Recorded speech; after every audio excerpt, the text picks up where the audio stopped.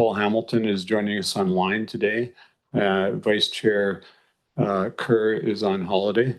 And we'll welcome Director Minions, Mayor of Comox, here as an alternate director. And as a result, my colleagues have graciously allowed me to chair the meeting, and so we'll move forward through our agenda and welcome everybody who's here taking part today. I'd like to start by acknowledging that we meet on the traditional territory, on unceded territory of the Comox First Nation, the traditional keepers of this land. And our custom is to read one of the calls to action from the Truth and Reconciliation Commission of Canada in a continuing effort to keep the circumstances of First Nations people in the front of our minds. So today we're reading Call to Action 76, Missing Children and Burial Information. And we call upon the parties engaged in the work of documenting, maintaining, commemorating, and protecting residential school cemeteries to adopt strategies in accordance with the following principles. 1, the Aboriginal community most affected shall lead the development of such strategies. 2, information shall be sought from residential school survivors and other knowledge keepers in the development of such strategies. And 3, Aboriginal protocols shall be respected before any potentially invasive technical inspection and investigation of a cemetery site. So we will move on to the adoption of the minutes dated July 15th. A motion for adoption, please. Moved by Grant, second by Morin. Any questions or comments? Is anyone opposed? That is carried. And our first substantive item of business is the Comox Valley Transit Management Advisory Committee minutes from July 8th. A motion for receipt, please. Moved by Grant. Seconder. Seconded by Brown. Questions or comments? Anyone opposed? That is carried. And we have the number 2 on our reports, the BC Transit update. And I will invite Seth Wright, the Senior Manager of Government Relations with BC Transit, to step up to the podium for a presentation. Welcome, Seth. Brilliant. It's my pleasure to have the opportunity to speak to you today and present an update. I think there was a thought that I would come up every few months and present a bit of an update on what's happening with transit and what's going on in the world of transit. So it's my pleasure to present to you today. I'm joined by my colleague Tessa Stewart, who's going to speak to the fare review. I have a bit of a mixed bag of updates on transit. I will start on a bit of a ridership update and talk about service expansion, and then provide a bit of an update on the exchange project, which is very active underway. First off, I have the annual performance summary report, which I've highlighted in yellow, some numbers that show that the Comox Valley transit system is performing exceptionally well, especially in comparison to peer systems of a similar size. So you're in a category of Tier 2 systems. Tier 1 systems are systems like Nanaimo, Prince George, Kamloops, Kelowna, and Tier 2 systems are systems like Comox Valley, Cowichan Valley, and similar sized communities across the province. In terms of service hours, you have a high level of service for a community of this size, and it exceeds your tier average. In terms of operating cost recovery, you're falling a little bit behind, but you're still close to 20%. Operating cost recovery percentage is a total of general operating costs and includes both the provincial and local government share. So it's not necessarily fare box recovery as a portion of your costs, but as a portion of total operating costs. We have passenger trips per service hour. So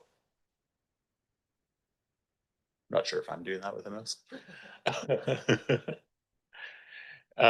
In terms of passenger trips per service hour, we see that we're carrying a lot more people every hour on the bus than our peer systems, 22.4% better, which is something to really celebrate and a positive and encouraging sign.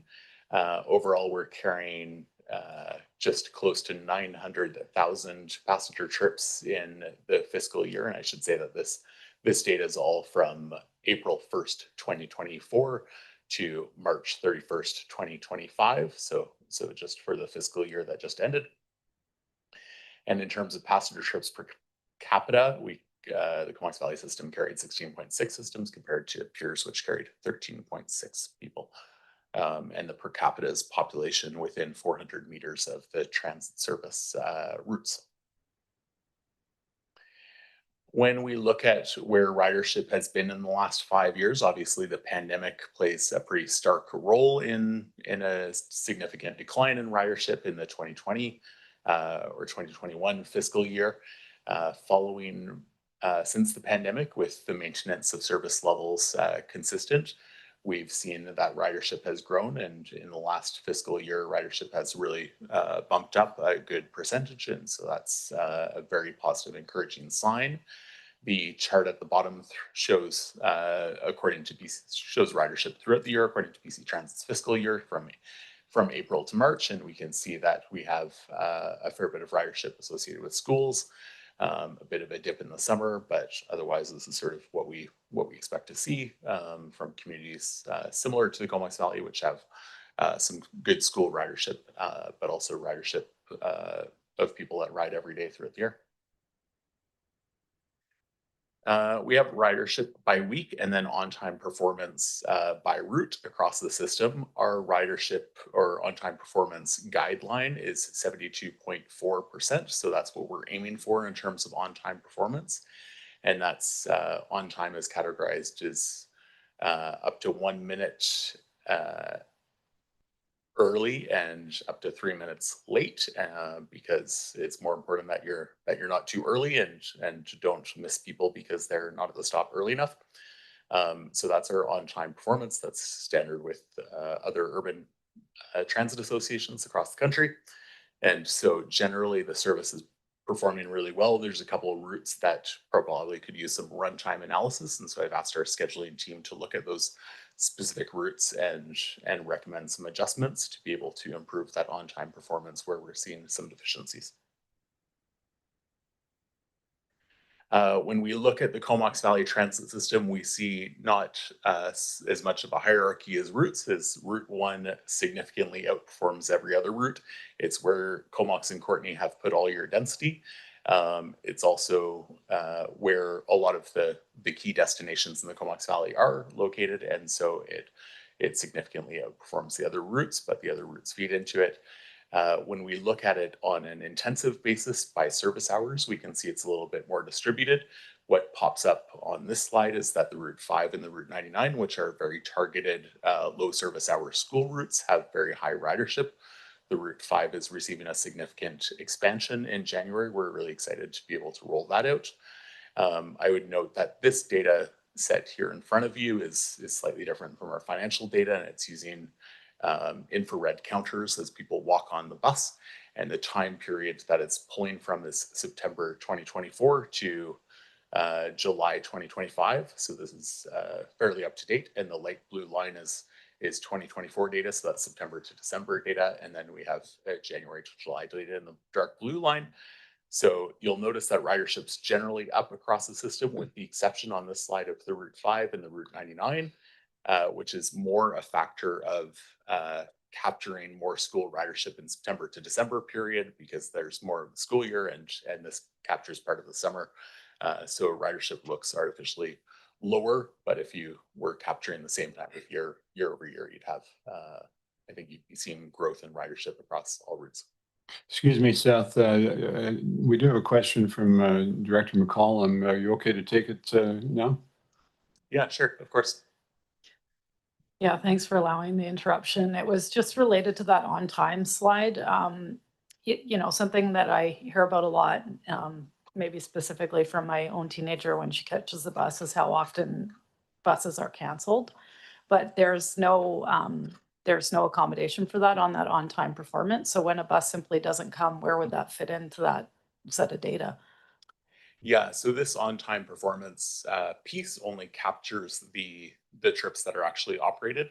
We count service delivery as a separate metric. Right now, we're still above our mandated metric, which is 99.5% of service hours, even though we continue to see some service delivery challenges, and I get every alert into my inbox about every trip cancellation. So I'm aware that there's a fair number of trip cancellations, especially on the Route 1 right now. Our operating company has been working hard to backfill that, and we've been working fairly aggressively with them to increase their recruitment efforts. They've indicated to us just in the last few days that they have 4 new operators joining, and in the second week of August, we expect to see a significant increase in that service delivery to approaching 100%. Obviously, some cancellations are unavoidable when someone calls in late or falls sick at the last minute, but overall, we recognize that that's been a challenge, and ultimately, that's not reflected in these on-time performance. Given that it's something that we've heard about pretty consistently since even before the strike occurred, I know that was kind of, at the time, it was thought to be maybe partially due to some job action that was happening.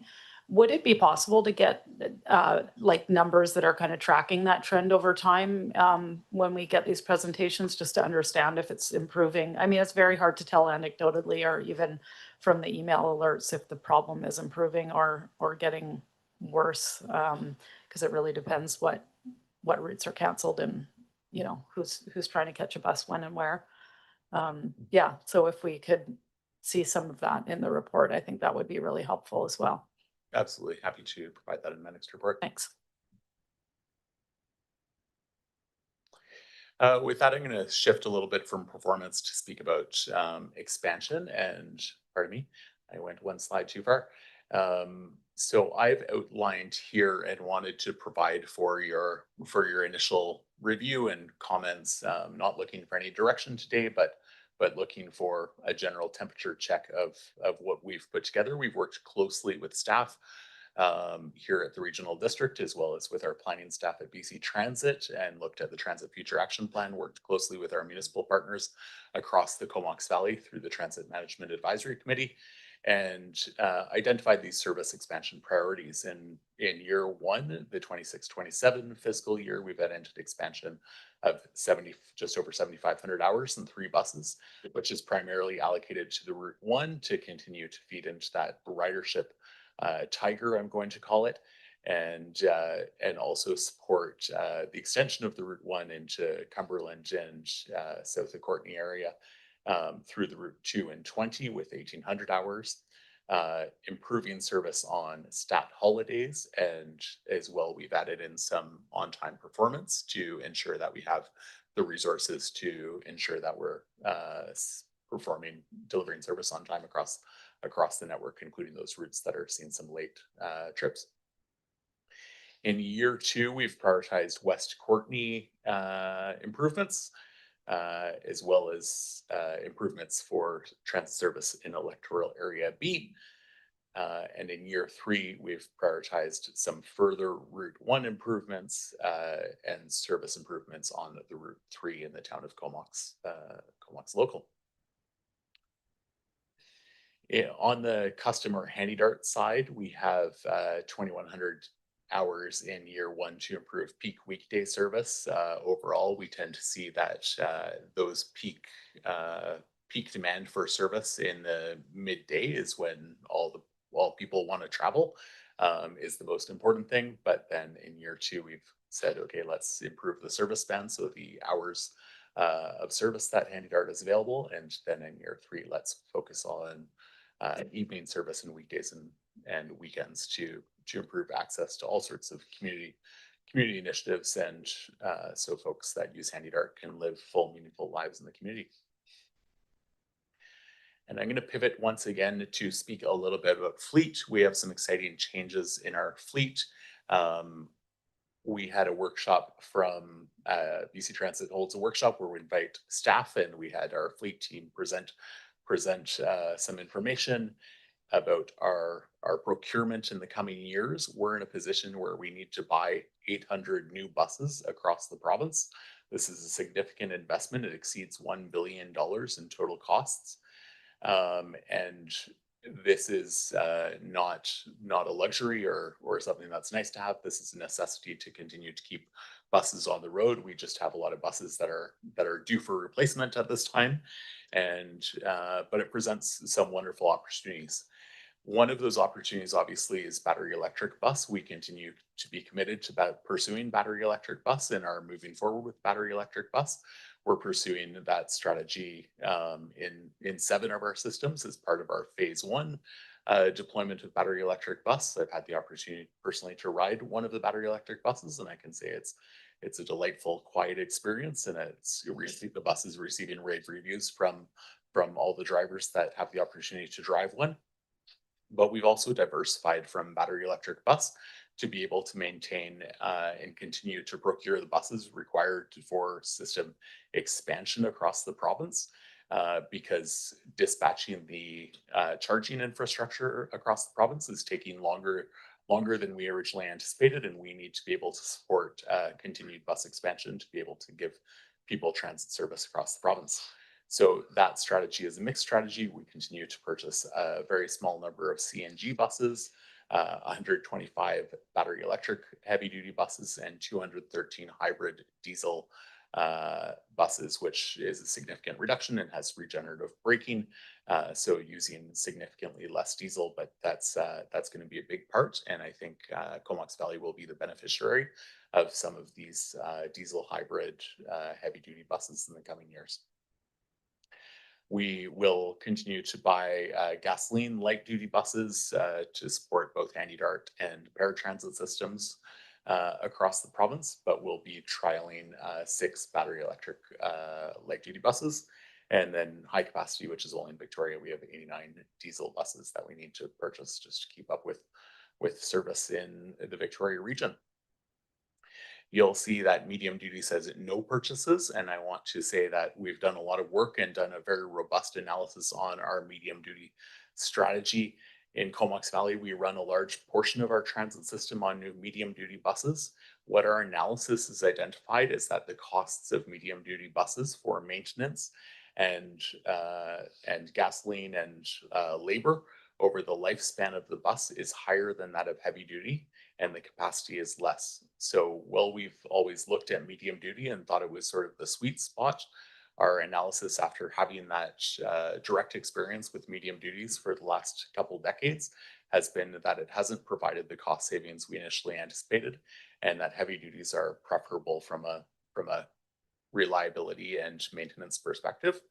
And overall, we have decided, also in part because the main provider of medium duty buses in the province, to BC Transit, is no longer in business and operation, and the market for medium duty buses is very small. So there's a number of reasons that have coalesced to sort of force our hand to eliminate medium duties as part of our service. In Comox Valley, we're a community that can accommodate a fully heavy duty fleet or a mixed heavy duty and light duty fleet without any medium duties. So we're in a good position to be able to make that shift.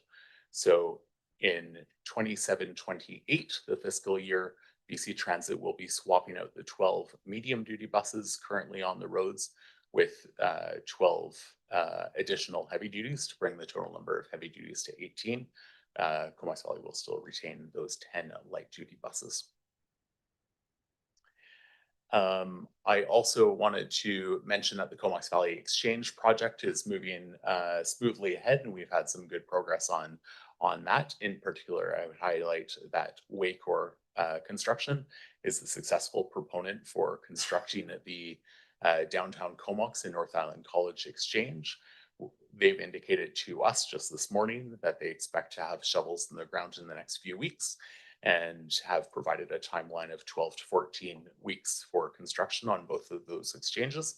They will be carrying out that construction in the coming months, and we're very excited to see that work progress. We continue to work closely with the City of Courtenay and with the Strathcona Regional District as well on Oyster River. With this, we have done engagement on all 4 exchanges within, or I'll say on all 5 exchanges within the areas of Comox and Courtenay. And we didn't receive a lot of feedback, but we did receive strong support from both the Downtown Courtenay BIA and the Downtown Comox BIA. And we're pleased to receive that support. We just got a letter of support officially from the Downtown Courtenay BIA for the exchange project at 8th and England, and we continue to move forward and we'll be presenting to the City of Courtenay Council towards the end of August on the work and collaboration we've been doing with the 2 Courtenay exchanges. With that, I'll leave it at that, and happy to answer any questions. Thanks very much, Director Arbor. Thanks, Chair. I guess you asked for feedback on some of these points, so I think I have about 4 small points of feedback. Well, some of them bigger, but I guess starting with the fleet replacement in 2022, it looked, in my opinion, from my memory, it looked a little more aggressive in terms of moving off gas and diesel compared to what we see today. So, and I realize that the Comox Valley may not, you know, you're trying to manage the provincial fleet in that sense, right? So I understand the choices you're making, but what could be of interest to me would be to understand how your 2022 plan compares to what we're presented now in terms of greenhouse gas emissions reduction system-wide. I think that'd be of interest to the public, because some of us, like myself, last election in 2022, like I was pounding the table for and cheering BC Transit for an aggressive path to decarbonization. And even at the time we were talking about, you know, purchasing land for an electric facility and moving all of our buses to electric. So that's quite a shift. So I'd be interested in future presentation to have more insight into how BC Transit, how those plans compare to the plans of today. And in terms of the next point would be, I haven't heard too much. I think the opportunities for my area and probably the area to Black Creek is, and that was not on your slide, is that whole interregional piece. Because I think the way to improve Route 10 and Route 12 is to strengthen the regional transit approach, interregional transit approach with more regularity. I always pick on Cumberland because we're good neighbors. And your chart that was showing ridership per hour, Route 10 has the same ridership per hour as the Cumberland run. Yet they are every hour in Cumberland, and in my area, they're every 2 hours. And if frequency is anything in transit, it would mean that my residents actually outperform in terms of use of transit. But yet we continue to encourage more frequency in the municipalities. How to resolve that, though, I think, other than just debating until we're gray in the hair, is to really, I'm just wondering if you can provide feedback on that interregional piece. I know one of the advisory meetings feedback about 6 months ago, there was a thought about potentially moving that onto Highway 19. I want to show strong lack of support on my end and my residents for that, because by staying on 19A and maybe having some frequent, you know, less stops, but stay in the community, you're going to serve both the local users and the inter-regional users. If you push it on 19, you become like Allen Link. And it'll become like, you know, it'll just serve once again the municipalities and not the people living around along 19A. So I didn't hear too much about that. And the last point, I didn't hear too, and that one's okay because you're not in it, but I think last time you were here, I did mention our pickle on Hornby and Denman with our buses that are outside the BC transit system. And because of that, we don't receive any provincial funding to the 50% match, which is not your problem, but I'll keep raising it because every opportunity I get to talk about transit, I talk about that. So maybe on the interregional would be good to get a little bit of your feedback. Thank you. Sure, certainly through Chair Hillian to Director Arbor. I'd like to address all 3 points if I could.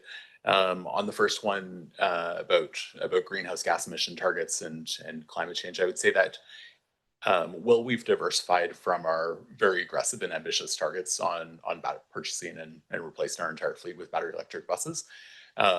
We remain committed to those Clean BC provincial targets, and we've pursued sort of some carbon mitigation techniques to be able to get there. So one is replacing all CNG procurement with RNG, with renewable natural gas, which is like landfill gas. So that helps us get a little bit there. And then the hybrid diesel buses reduces the exhaust emissions from the diesel buses and the greenhouse gas emissions from that.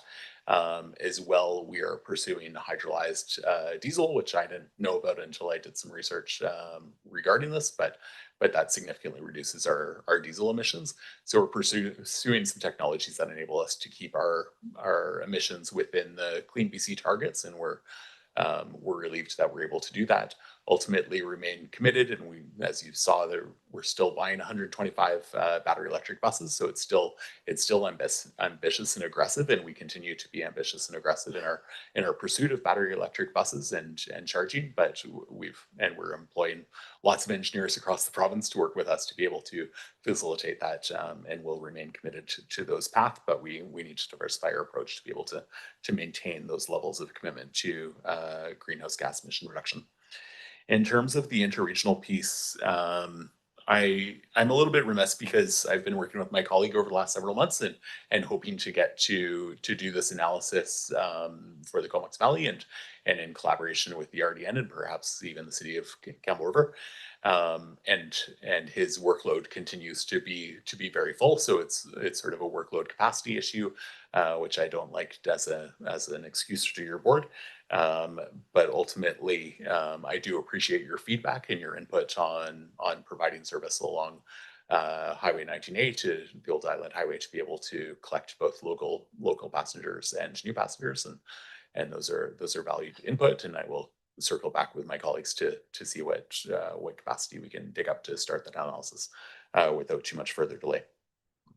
In terms of Hornby and Denman, I'll just say that I appreciate your continued persistence, and would also perhaps note that I read an article about Galliano and some work that they did to be able to pursue a grassroots solution, probably not too dissimilar to what already exists on Hornby and Denman. Thanks for that, and we'll go to Director Grieve. Thanks very much, Mr. Chair. Before I start, I'd like to, as the director for the northern part of 19A, I'd like to throw my weight behind Director Arbor's suggestion that we keep the buses on 19A. My question is more related to procurement. In light of the current incredible economic uncertainty with trade tariffs and sourcing out products, manufacturing, are we still looking to China? Or is the shift coming back to producing stuff in Canada? Yeah, through Chair Hillian again. It's a great question. Thank you, Director Grieve. I had to reach into the back of my memory bank to say that we have primarily what we're going to be bringing online here in the Comox Valley is our heavy duty buses in the coming years, and those are the main buses that we're going to be both replacing and swapping out for the existing medium duty buses.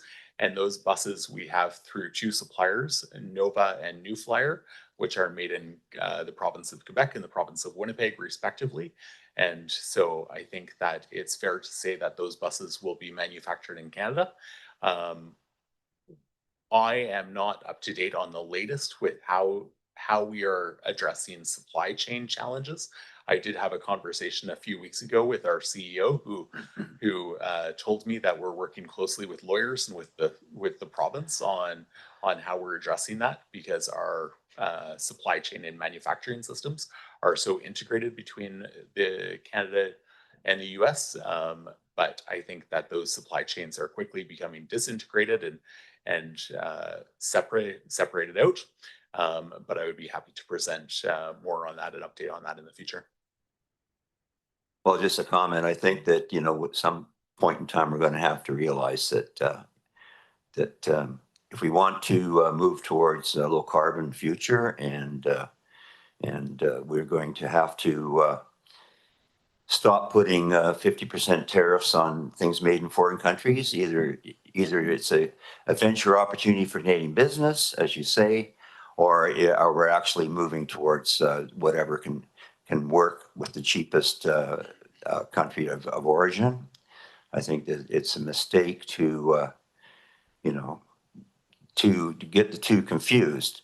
And also, I would have to say that my friends in Winnipeg would be overjoyed to hear that they're a province. Thank you. Thanks, Director Grieve, and Director McCollum. Thanks, Chair. Yeah, I just had a question on the timeline for the Courtney Oyster Bay side of the capital projects that are almost underway. The last time we had an update, I think the timeline for all of them and their construction was fairly simultaneous, and I'm assuming from what you said that there has been a change to the expected timeline, but I don't know if you told us exactly what that change was. So just wondering if you can provide a bit of context. Thank you. And through the chair to Director McCollum. Yeah, absolutely. There's been a change in timeline and we've moved forward with the project and sort of where is the point of least resistance and where do we need to negotiate details more. And we've reevaluated. Ultimately, one thing that really compelled us phasing in this was identifying that because there's an opportunity to do construction in the summer and avoid the college rush. We wanted to get the North Island College Exchange underway. We were also had the most progress with the downtown Comox Exchange. So it made sense to progress and separate those two out and do them under a separate bid. So we're moving forward with those. We haven't made a significant amount of progress in the last couple months with Oyster River, mostly because we've directed our consultants to focus very much on the downtown Comox and the North Island College Exchange. And then we've been having conversations with the city of Courtney and working on some pieces to line up the city's indications of expressions of interest on some pieces to address those exchanges and to do engagement with those particular exchanges.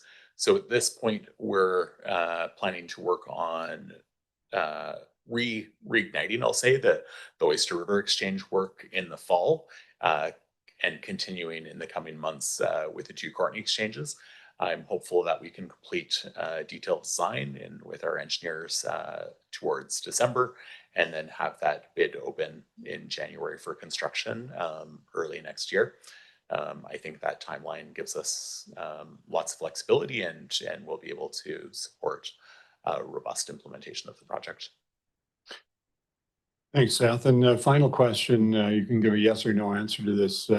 Given our horrendous traffic this summer as a result of the sewer conveyance project and the one-way traffic on Dyke Road, is there any indication that more people are taking the bus than did last summer?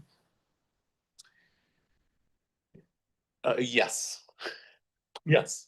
Well, that is at least something. All right. Thanks very, very much for your updates. We really appreciate it, and we'll look forward to seeing you the next time around. Thank you. Yeah. And we'll move on with our agenda and continuing with transit. We have the Regional Transit Fare Review, and we have a report dated July 23rd for receipt. Moved by Grant, seconded by Moran, and we have Tessa Stewart, Manager of Business Development, BC Transit, to present information related to this. It's all yours, Tessa. Hello, thank you. I'm happy to be here today to review the fare review that we had ongoing in the Comox Valley Regional Transit System. So the objective of our fare reviews, we are looking to utilize BC Transit's recommended fare strategy to account for inflation and operational costs increases and looking how we can assess that with our proposed fare recommendations to maximize revenue, attract and retain ridership, and consider affordability. We had some objectives with this particular fare review in Comox Valley to align as much as possible with BC Transit's recommended pricing guidelines and fare structure, to assess existing fare product pricing, to look at introducing the EcoPass Transit Fund program, introducing the ProPass employer program, conditionally approving UPass program pricing, and providing information regarding fare-free transit and supportive programs to support staff. Looking at the current fare structure, for the most part, the fare structure is aligned with BC Transit's pricing guidelines. In red, you can see that there are several variances where the discounts provided are outside of our recommendations. And as much as possible, we look to align the fare structure here with our recommended pricing guidelines as a part of this fare review. We have the conventional transit revenues listed here for the last fiscal year. It shows that the largest portion of transit fares is coming from single ride fares, which would be cash and UMO cash balance purchases. We also have a large percentage of concession pass pricing or purchases at 20%. And the semester pass as well is a large purchase. And then the BC Bus Pass program as well is quite utilized in the system. We have cost recovery analysis included here. You can see that there was a decline in cost recovery, so how much those fares are helping to recover on operational cost funding. During the pandemic, there was that decline. There was a rebound based on ridership improving, but with the budget forecast for operational costs to continue to increase, we do expect that cost recovery will continue to decline over the next 3 years.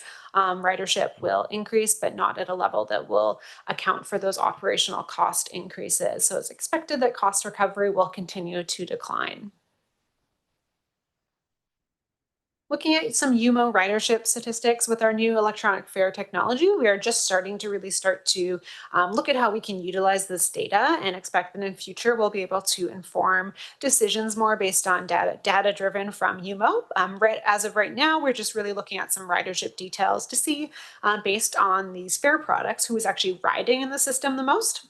It's not a surprise to see this semester pass is the largest ridership portion. So a lot of students taking transit, and then the concession pass, which is also students and seniors, and then cash balance, which is those UMO single ride purchases. I have some comparable transit system fares outlined here to show what comparable fares are. We look to this when we're looking to provide recommendations on pricing. There were some recent fare reviews in other neighboring systems. So Cowichan Valley and Nanaimo, the fares listed here were recently increased. Campbell River is going to be undertaking a fare review soon. Chilliwack actually just completed their fare review as of last week. So the fares will be $225 as of October and then $250 next year. So that average would be bumped up a bit based on that. And you can also see that the Canadian average is listed at $350 right now for those single ride fares. BC Transit worked with staff to provide 4 fare change options, which we're going to review here today. We looked at aligning with BC Transit's pricing recommendations, looking at those comparable transit system fares and inflationary increases as well to help us formulate these recommendations and fare change options. So looking through the fare change options here, we have the 4 outlined. We have option 1, which is a small fare change. So just a very small fare change, which doesn't produce a large revenue boost, but is a kind of just small incremental change. We have option 2, which is a recommended option listed here. So this is a more balanced approach. It does increase the single ride fare by 50 cents. The day pass follows suit with at $5. Looking to increase those 30-day and monthly passes. This is for conventional and custom transit by $10 to provide simplicity with communication and as well as consistency for customers. And increasing the rest of the fare pricing as well, including those dual passes for Campbell River and Comox. We also included option 3, which is a large single ride increase. So it just looks to keep those pass pricing at the same levels as option 2, but increases the cash to $275. And then we included option 4, which aligns with our fare guidelines and those pricing recommendations as outlined previously in the presentation. Although we do recommend aligning as much as possible with our fare guidelines, we recognize that these would be large increases for a lot of the individuals currently buying these products. So at this point in time, we're recommending to go with option 2, which is a more balanced, gradual approach to fare increases at this time. We are also looking as a part of this fare review at introducing ProPass, which is an employer program. This allows employers to join. They can offer transit access through payroll deductions facilitated through the employer and receive a 15% discount. So it's a great way to secure revenue. Employees do have to agree to a year when they sign up for this program. So it's securing annual revenue for the transit system. It's a great way to kind of incentivize transit usage, providing that discount. And we do encourage employers to provide additional subsidies. We know, for example, Island Health is eager to look at enrolling in these programs and anywhere they have staff, and they provide a substantial subsidy to staff to encourage their employees not to park at hospitals, as an example. We also are looking to introduce EcoPass, which is a transit fund program that's facilitated through bulk purchases, and there's a discount structure that would be applied to this. This is another way to secure stable revenue for the transit system. Currently, it's mostly used in Victoria by property developers. So they're looking for parking variances. They want to have less parking, and they are asked by planning as a part of their permit process to invest in transit. They can establish this transit fund, and then through BC Transit and through UMO, we can facilitate giving access to residents. They can draw down from the fund in real time. So all the revenue invested is being spent really on tangible transit usage, which developers like. And it's really just securing additional revenue for the transit system and encouraging residents of developments to try transit and ideally start using it as their transportation choice. We are also looking here for conditional pricing approval for UPass. This is a consideration that I know has been brought forward in the past. We have had conversations with North Island College and whether there is appetite to pursue a potential UPass program. To introduce any program, there would have to be a referendum student vote approval. Right now, if there was conditional pricing approval that would allow for the UPass semester fee to equal the adult 30-day pass fare, it would allow for engagement to happen with North Island College. And then once that engagement happens, determine if there is interest from students and then a potential referendum could take place. So this kind of conditional approval, ultimately, it would be formalized at a later date if there was interest and a referendum did pass and approve anything for introduction, and it would be at the earliest September 2026. As a part of this fare review, we were also asked to support staff and look into potential supportive transit programs that can support individuals in the community. We did look at several existing programs to provide some models that could be utilized if there was a desire for staff to pursue that. Campass is an existing program in the city of Kamloops. It offers an 85% discount on annual transit access. It's rolled into their Arch Recreation Registration Program. So there was existing registration models already there that staff could utilize and kind of roll this in. It is available to recipients who are a permanent resident and who receive income assistance or income is below the poverty line. There's also the Low Income Transit Assistance Program. This is in Victoria and it's operated by the Community Social Planning Council. The Victoria Regional Transit Commission provides a 20% discount, and with every purchased product, it's matched with one donated. The CSPC approves agencies themselves and distributes the products themselves, so there's very little administration from BC Transit in Victoria. And then lastly, there was the Emergency Transit Assistance Program. This is managed by United Way, and it's in various cities around the province.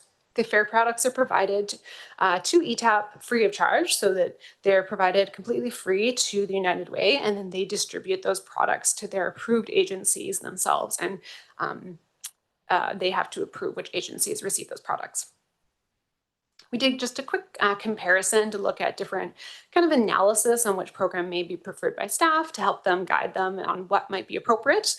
So as far as program control, we looked at what was, how much control does the program have over who receives the passes, determined that Campass has high controls. The city does help approve those individuals. LIDA has moderate control and ETAP has low. The administrative burden, so how high would that burden be to administer and manage the program for local staff? Campass is high, LIDA is low, and ETAP is low. Measuring success, so how to actually measure this program's success and if it's actually supporting individuals who need access to transit.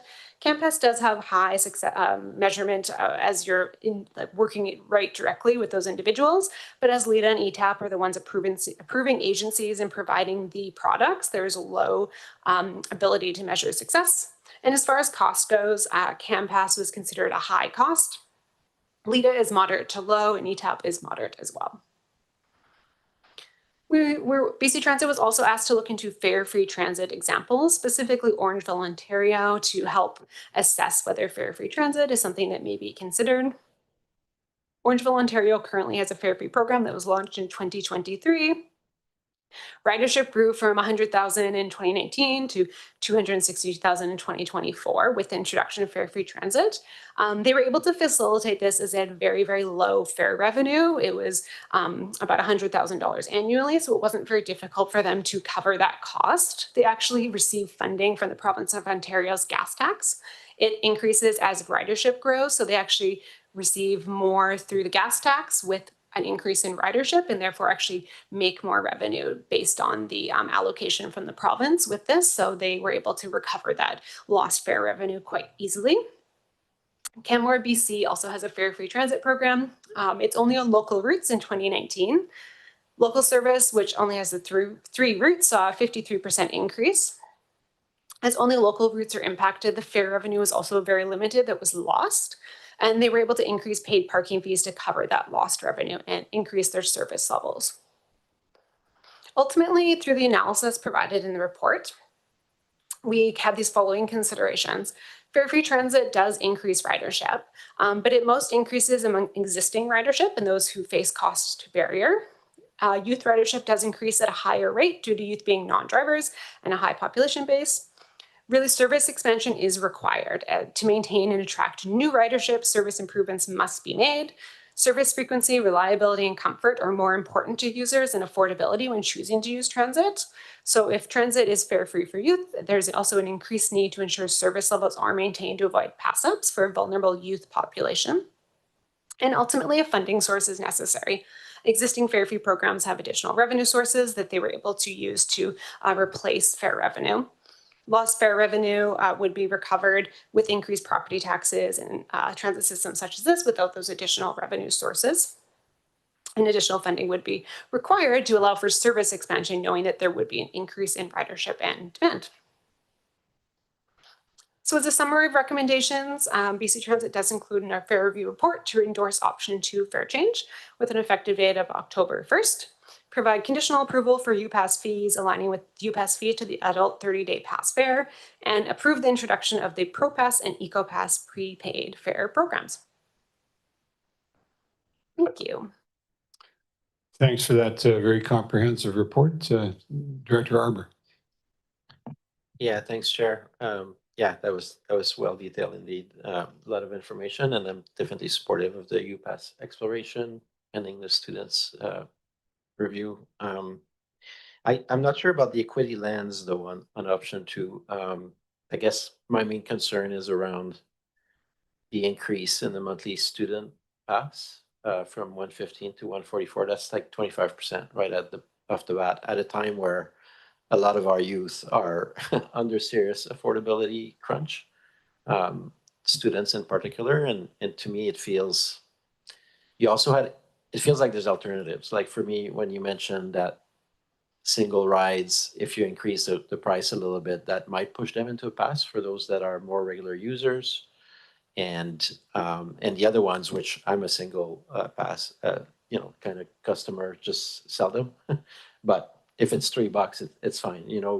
When I go to Vancouver, it's like $4.75 or $5 or however much it is now. So I think it's still a deal. So I would favor a model, which unfortunately for me, I don't think I can turn the whole board on this, but it's not in any of the options. I would have liked to see us keep the student pass the same rate at 115, and then maybe make the monetary difference in the single ride category. So that's just my feedback. Anyways, we'll see if others pick up on that. Thanks, Director Arbor, and we'll go online to Chair Cole Hamilton. Yeah, thanks very much, Chair. I really appreciate the entire report, and I think the EcoPass and the ProPass are great additions, as well as UPass. I was just curious as to whether there's, I guess, research or theory that underlies the decision to weight increases between single-day passes and multiple-day passes, and just does BC Transit have policy on that? Because I think at this point, while I agree with the Director Arbor, the increase to students over the month is steep. I think overall they're weighted primarily the increases towards single day. So anyway, just wondering what the prevalent theory and best practice is on that. To the chair, just to clarify your question, you're specifically speaking to the single ride and day pass correlation? Yeah, the single ride day pass versus multi-day of various sorts. Yeah. Correct. Yeah, so we currently there's a day pass system in your transit system. So anyone who pays those 2 single ride fares automatically receives a day pass and they can ride for the rest of their day. As far as pricing, when we're looking at the pass pricing recommendations, right now we are just looking at generally trying to align with BC Transit's pricing recommendations. The semester pass is offered for 4 months. So although it does seem like a large increase, it is averaged out over the 4 months. When you consider it that way, it is less of a large increase if you consider the monthly increase to the individuals buying that semester pass. But currently we just have our pricing guidelines that we're looking at, and we aligned as much as possible with those, understanding that we didn't want to increase fares too much. So we took a more moderate approach, and like for the 30-day passes, a $10 increase was kind of a moderate increase option. Thank you. Can I ask a Yeah, subsequent? carry on, please.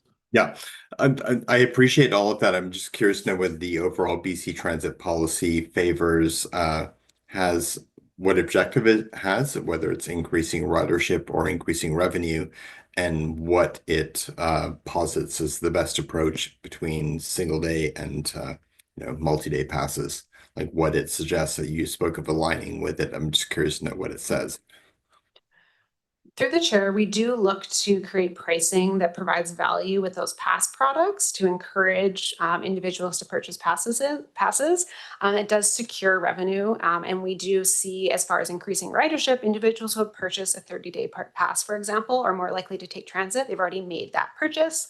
They already have that product. So we do try, and our pricing guidelines try to look at pricing those pass products. So there is some value there to encourage individuals to buy those pass products. So looking at how many rides they would have to take before, it becomes not cost effective for them anymore. Of course, casual riders just purchase single rides, but ideally we do try, and the pricing guidelines try to look at pricing those pass products to encourage their purchase, as it does secure revenue, and then ultimately it does secure additional ridership for the transit system.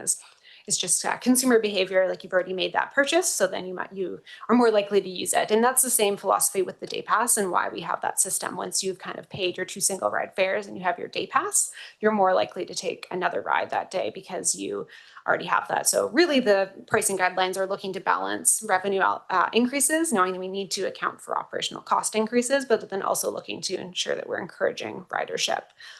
We look to encourage ridership in other ways, such as introducing UMO, which makes it easier for people to access transit and access fares. So always looking to provide simplicity and ease of access for customers, so it increases ridership. Thanks for that, and we'll go Thank to you. Director Minions. Thanks, Chair Hilly, and thanks for the presentation, Tessa. I'm just wondering, with the review not having been able to take place due to guidelines for the last 6 years, if the metrics, will the metrics be reviewed for ridership going down 2%, revenue going up 19% at some specific time in the future? So if the 20 to 25% is really impacting one area over another, is there the opportunity to go back and kind of look at the metrics? So yeah, what would be kind of the review plan for that? Through the chair, certainly we are looking to, first off, provide more regular fare reviews. So we're kind of assessing ridership and revenue impacts. One of the great benefits to UMO is that we can get a more realistic data informed kind of impact based on fare changes. So we haven't really been able to do that as much in the past, and we're looking to certainly utilize that moving forward. So having fare review recommendations that are more data informed. So looking, for example, if a fare change was enacted, how that really impacted ridership through UMO data. So looking at how did individuals purchase more passes or vice versa, and trying to have more data informed decisions moving forward. So that certainly is our priority. And one of the reasons we were excited when we introduced UMO is that we were able to kind of provide more data informed decisions moving forward at this time, because UMO was only, introduced so soon. We just don't have that information. But ultimately, looking at future fare reviews and how we can look at, for example, pricing recommendations based on monthly or 30-day pass usage and how that correlates with single ride value, and really looking to align with data moving forward in our fare reviews. Thank you, and we'll go to Director McCollum. Yeah, thanks, Chair. In looking at these options, I would lean toward, making up some of the revenue that's needed to kind of try and target that 20% revenue or 80% subsidy, depending on how you look at it. In recouping that with single ride passes, and keeping those monthly or semester passes as low as possible. Mostly because in my mind, if you're buying that type of pass, it means that the individual is likely dependent on transit for a way to get around. And so that is kind of where the higher ridership is, and likely where these fare increases would be, felt more by the people using the service. $2.75 is a big increase compared to $2, but I mean, it's hard to come up with even two things that you can buy for $2.75 out in the world right now. Like maybe a reusable grocery bag, you can still buy for that much, but realistically, like $2.75 is not going to really change people's decision making. They're going to catch the bus if they need to catch the bus at that rate. So I am a little more interested in keeping people's monthly expenses low that are, dependent on this service. So I guess I am agreeing to a degree with what Director Arbour was pointing out around this student semester pass, but I would kind of extend that to the other pricing. And yeah, I think that $2.75 is actually palatable, but maybe using that projected revenue to keep it around the 20%. And although I realize that's not an option, but that's just kind of where I lean. And then the only question I had is, you said that the recommended pricing on the UPass was a monthly, same as the monthly, but is that for a semester, for a year? What would that equate to?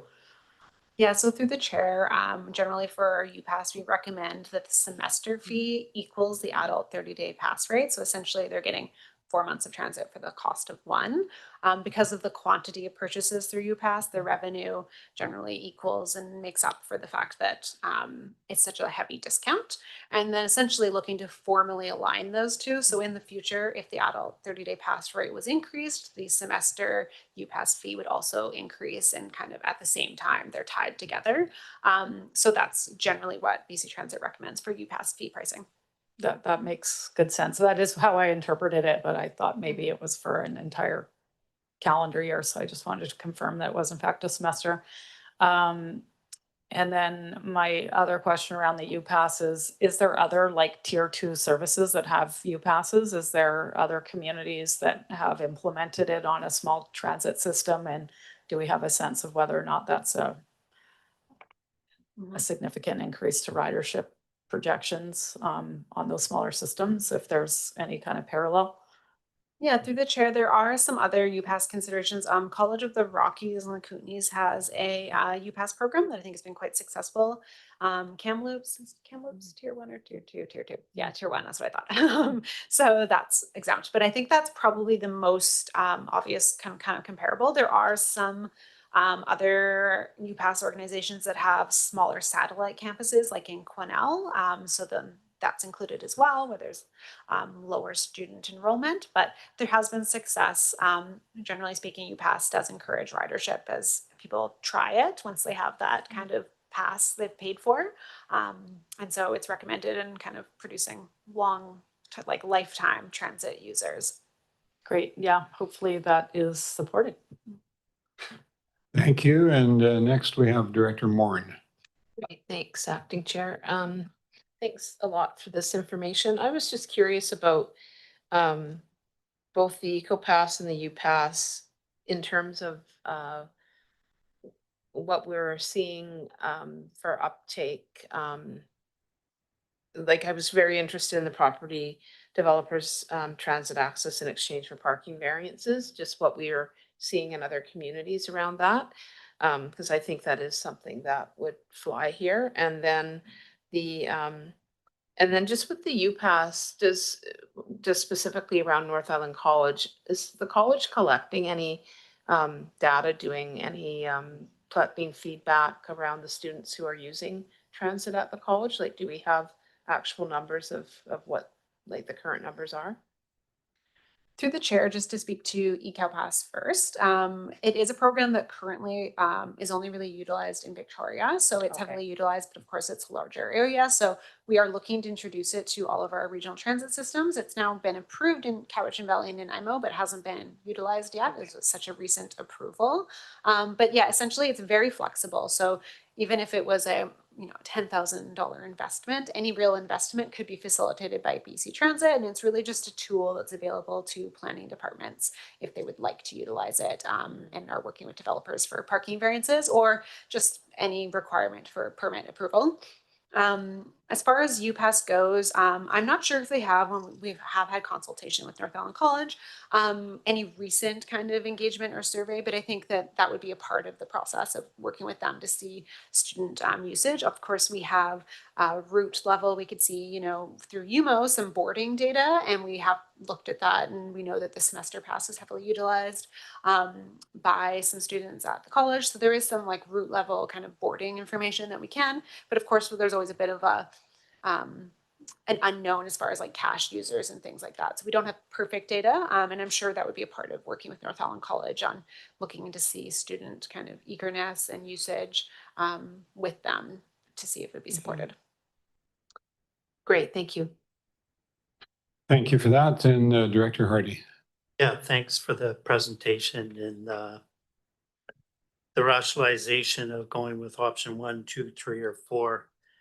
I guess I'm struggling with the recommendation of option 2 versus option 1. We're looking at a 25% increase if we go with option 2. And I mean, 25% increase on anything that we're doing today is too much. The cost of living is too much. The cost of groceries is too much. And now to utilize the bus service, we're looking at an increase of 25%, which in my opinion is too much. I guess, again, the big things that stand out to me with option 1 versus option 2 is in option 1, we maintain, not decrease ridership. And in option number 2, we're going to more than likely decrease ridership. And I think at a time where we're trying to encourage people to increase ridership on buses and not decrease it is something that we need to consider. Thanks.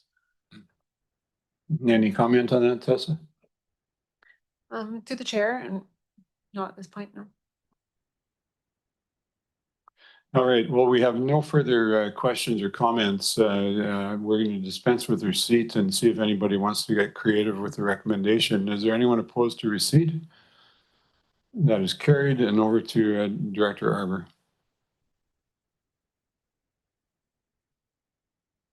I'd like to propose a motion, which would be option 5, I guess, which would be to keep, as Dr. McCollum spoke, the monthly basically holding steady, or the smallest increase that's highlighted in the items, and to increase the single fare to $2.75.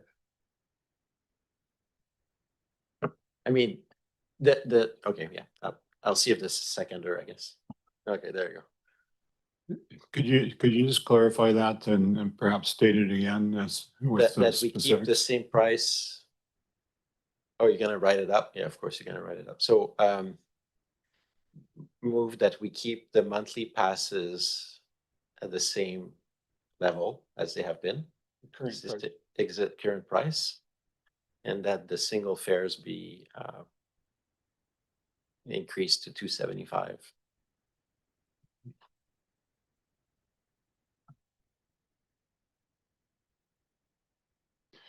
Are you wanting to do anything with the other clauses in the? So you're going to maintain the second clause related to the UPass and the third regarding the staff direction? Okay. So essentially what you're doing is amending the initial fare recommendation. And we do have a seconder, and we'll let Councillor McCollum speak to that as we try and get it up on the board. Yeah, the suggestion that I would maybe make here, and I know this is now we're possibly getting a little messy, But I would suggest using the single day pass rates from option 3 and blending it with the option 1, because there is a small increase in option 1, but it is the smallest in that way. It kind of meets both objectives, or that was kind of what I was thinking, because otherwise we may be getting pretty out of alignment with with a multi-day pass versus a 1 day. So yeah, anyway, I don't know if Okay, If I can- it sounds to me that this is going to require a little bit of work. And I wonder if it would make sense to move this item further down the agenda so that those who are proposing the amendments can actually confer and get the wording and the intent really clear before asking the table to vote on it. Any thoughts on that? possibly before we go too far down, I wonder if we could just allow other directors to speak as to whether or not it's supported, because if there's not an appetite, then maybe we could just go back. Sure, and we do have other directors wanting to speak. We'll go to Director Grant.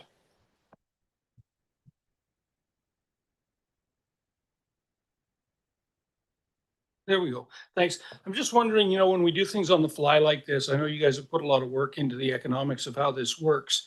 And here we are just changing it on the fly. And I don't know what that does to the economics of the whole piece. And I would be far more comfortable if we were going to do this, if this were to be able to come back at a future meeting where we actually have that figured out and we know exactly what we're doing. I mean, it sounds like it makes sense, but I've been fooled by that before. So, you know, to me, I would prefer that we get a more rationalized look at it and get your opinion on what we're doing here. And Tessa, maybe you can just clarify if there's any urgency for us to deal with this tonight.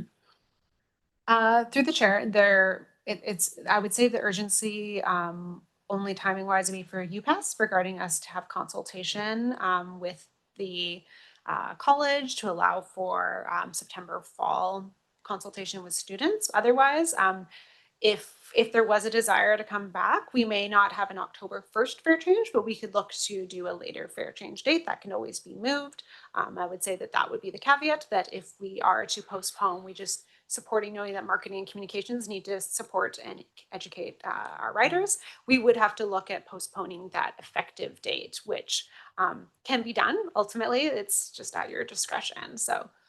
All right, well, we'll hear from Director Brown and contemplate what you said further. Thanks, and thanks for that. I think if I'm understanding Director McCollum and Director Arbor, I think what we're trying to do is make up the difference. So keep the student summer pass the same and make up the difference of that in the single ride and day pass. Does that simplify things, and is that the intent? And the 30-day. Yeah. So I don't know if there's somebody that can do like quick math and figure that out, or if we need to come back to it at another time. All right, Director Grieve, and then I think I'm going to make a call on this. Thanks very much. Yeah, my question would be, when is our next board meeting? It's pretty early in August, isn't it? It's like 20 days away or something. August 12th is your next meeting? Yeah, so it's not that far away if we move a deferral motion back to staff to do the numbers. I would make that motion if I get a second. Well, just hold on a second. There's no seconder. We'll go to Director Grant. Do we not have a motion on the table anyway? The motion is still being we're still sorted out in terms of the wording. So It has been moved and seconded, but we just need to be clear about whether the wording is what the movers and seconders intend, and we're allowing discussion to clarify that. Okay, so I'm just wondering if our next meeting, is that feasible to do?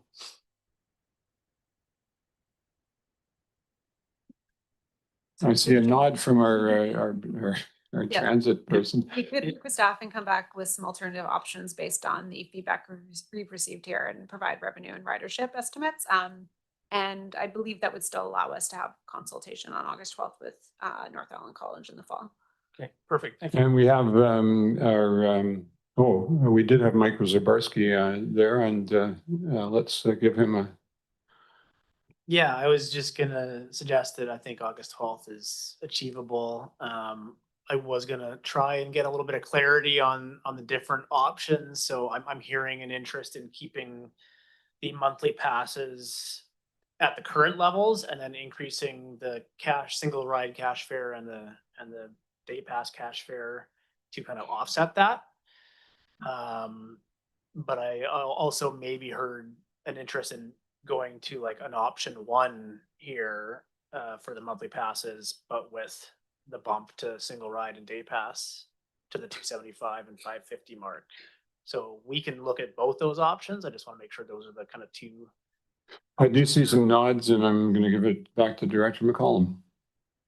Yeah, thanks, Chair. I was just going to ask if it would be useful if we just moved the second part of the motion, because it does just say the 30-day pass rate. It doesn't give the actual rate. So, I mean, that would maybe be helpful in case we don't reach a decision at the August 12th meeting. Good suggestion. We'll go to Chair Cole Hamilton first. Yeah, thanks, Chair. I would, sorry, actually just lost my train of thought. I would support the idea of supporting the third part of the motion.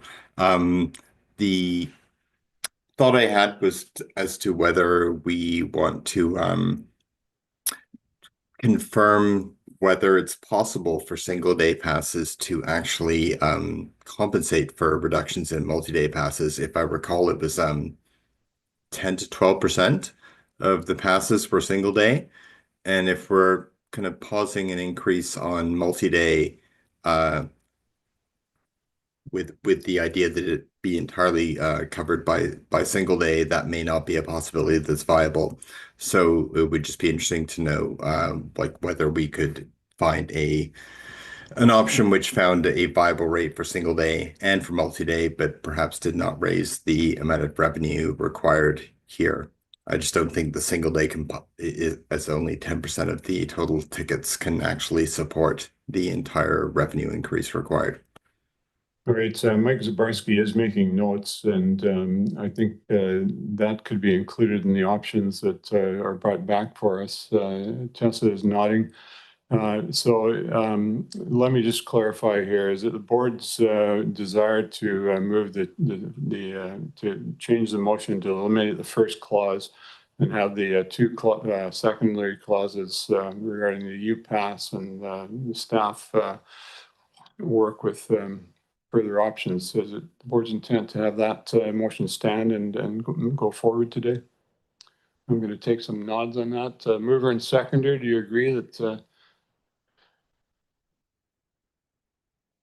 it is? Yeah. All right. I'm going to take that as nobody objecting. And so the motion we have on the floor, and perhaps we can add something. Well, are we taking for granted that this is going to come back to the next meeting, or do we need a separate motion on that? All right. All right. So we have the motion on the floor as you see that the conditional approval of UPass at North Island College, et cetera, and that staff be directed to review options, et cetera. We've had lots of discussion. All those in favor? Is anyone opposed? That carries. And I'll take a motion that we receive a further report at the next meeting on the fare increase options. Moved by Grieve, seconded by Grant. No further discussion. All those in favor? Any opposed? That is carried. Thank you very much. Thank you. Thank you, board. That was a little bit of work, but I think we got it. And thanks very much to staff and to our BC Transit reps. All right, we're going to move on, and we have item number 4 in our agenda, which is the 2025 Corporate Energy and Emissions Update. A motion for receipt, please. Moved by Arbor, seconded by Brown. And do we have a staff presentation on this? Or We do, yes. Thank you, Chair. Please introduce Michael Bernard, our Corporate Climate Response Coordinator, and Mike will be introducing this PowerPoint for the board's consideration. Mike, over to you. Yeah, thanks through the CAO and chair to the board. So as mentioned, I'm here to provide an update on the corporate energy and emissions plan and as well as an update on the 2024 greenhouse gas emissions inventory. Thank you.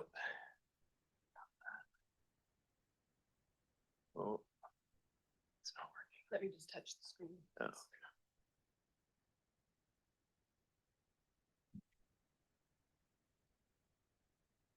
Okay, great.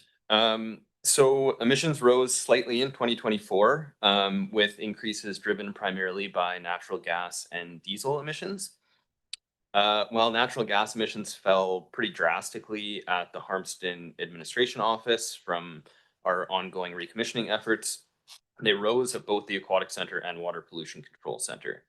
And then due to the large role that the Aquatic Center plays in the corporate emissions portfolio, relatively small fluctuations in natural gas use at that facility can impact the entire inventory despite some wins elsewhere. And then with respect to diesel, purchase volume does tend to fluctuate year to year, primarily due to tank refilling schedules at the water treatment plant, where diesel is used to power the treatment plant and raw water pump station during power outages, which are pretty frequent. And then because the tank is filled every 10 months or so, it sometimes is refilled twice in 1 year. It's a really large tank. And that was the case in 2024. So that kind of results in a perceived consumption increase whereas really it's more of just like a purchasing timeline thing. And then gasoline emissions also went up, but that was pretty minor and mainly just from our larger gasoline trucks that haven't yet been electrified, just doing a little bit more driving. And I just note that the overall trend for gasoline emissions is down since the amendment of our fleet procurement policy to require electrification where feasible. And then with respect to natural gas emissions, they do make up the bulk of the corporate emissions inventory and are produced really at a small number of locations. So this represents both an opportunity and a challenge. The challenge, as mentioned previously, is that smaller fluctuations at one or two facilities can really drive the entire emissions inventory up or down. But the opportunity is that we can have a large impact with a very targeted approach.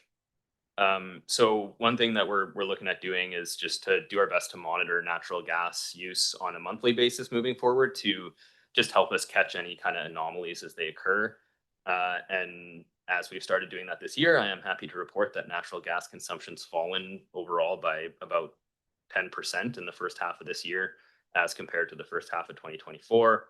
So if that trend holds, we are likely to see an overall drop in the 2025 emissions inventory. So the work done by Focal Engineering last year showed that while replacing the equipment at the rec centers will be capital intensive, the relative cost of decarbonization is less than was previously anticipated. Because equipment is at or near the end of its life at both the aquatic and sports centers, significant investments are required to keep both facilities operational regardless of what fuel source is used for space and water heating. Presenting an opportunity to decarbonize those systems for less cost than if we had to replace equipment prior to the end of its life, and also to avoid locking in future greenhouse gas emissions. So decarbonization projects for both those facilities were approved in the capital plan presented last year, and engineering design is currently underway for some of those projects, with aquatic center upgrades planned for 2026 and sports center upgrades planned for 2027. So this is kind of the first step to really drastic reductions in our corporate emissions, and ultimately in achieving the 2030 corporate emissions target. And the cost of those upgrades will be covered through a combination of departmental capital budgets, the CBRD's internal cost of carbon fund, and any grants or rebates that we can procure. Staff submitted applications to the federal Green and Inclusive Community Buildings Program last year, and we're still waiting to hear back on that. And we're currently also looking to apply for funding through Fortis BC rebates, as well as the Strategic Priorities Fund. And then in addition to rec center decarbonization, funds were also budgeted to install a 150 kilowatt DC fast charger at the water treatment plant later this year, which will be used to charge take-home electric vehicles and also for midday top-ups if operators find that their batteries are running low throughout the day.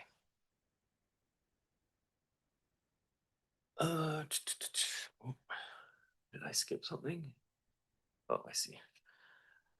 So we're also turning our attention to other significant emission sources, including natural gas, space, and domestic hot water heating at the wastewater plant and backup diesel generators at the water treatment plant.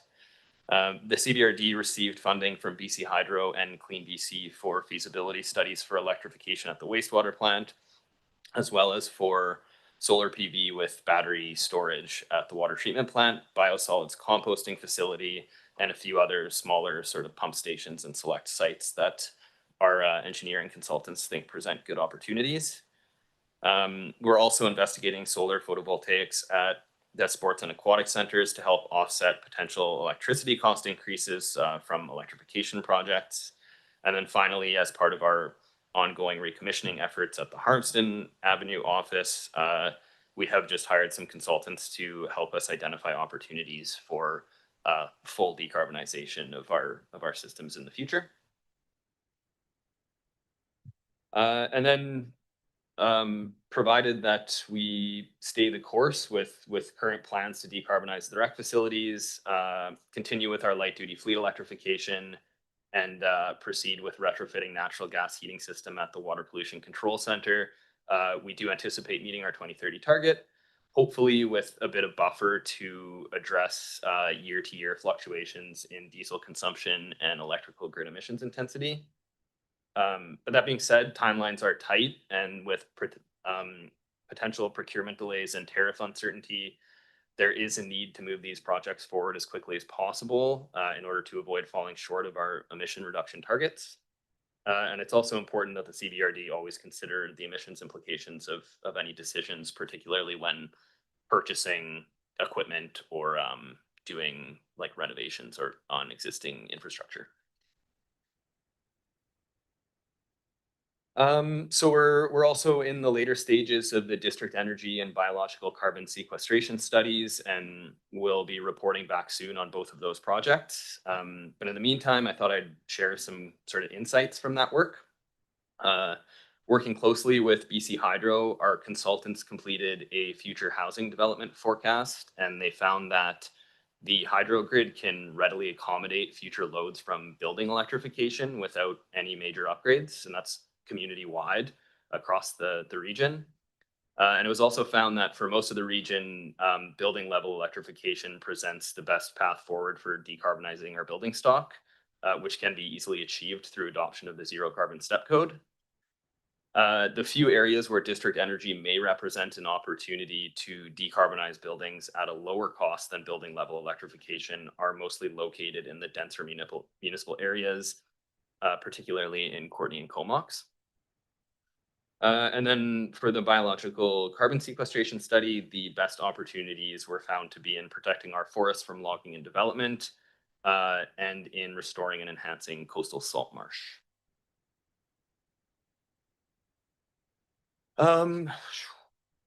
So lastly, in addition to the level 3 DC fast charger at the water treatment plant, I did want to just highlight that fleet electrification continues to proceed with 5 new electric vehicles procured this year for a total of 35% of CBRD's light duty fleet.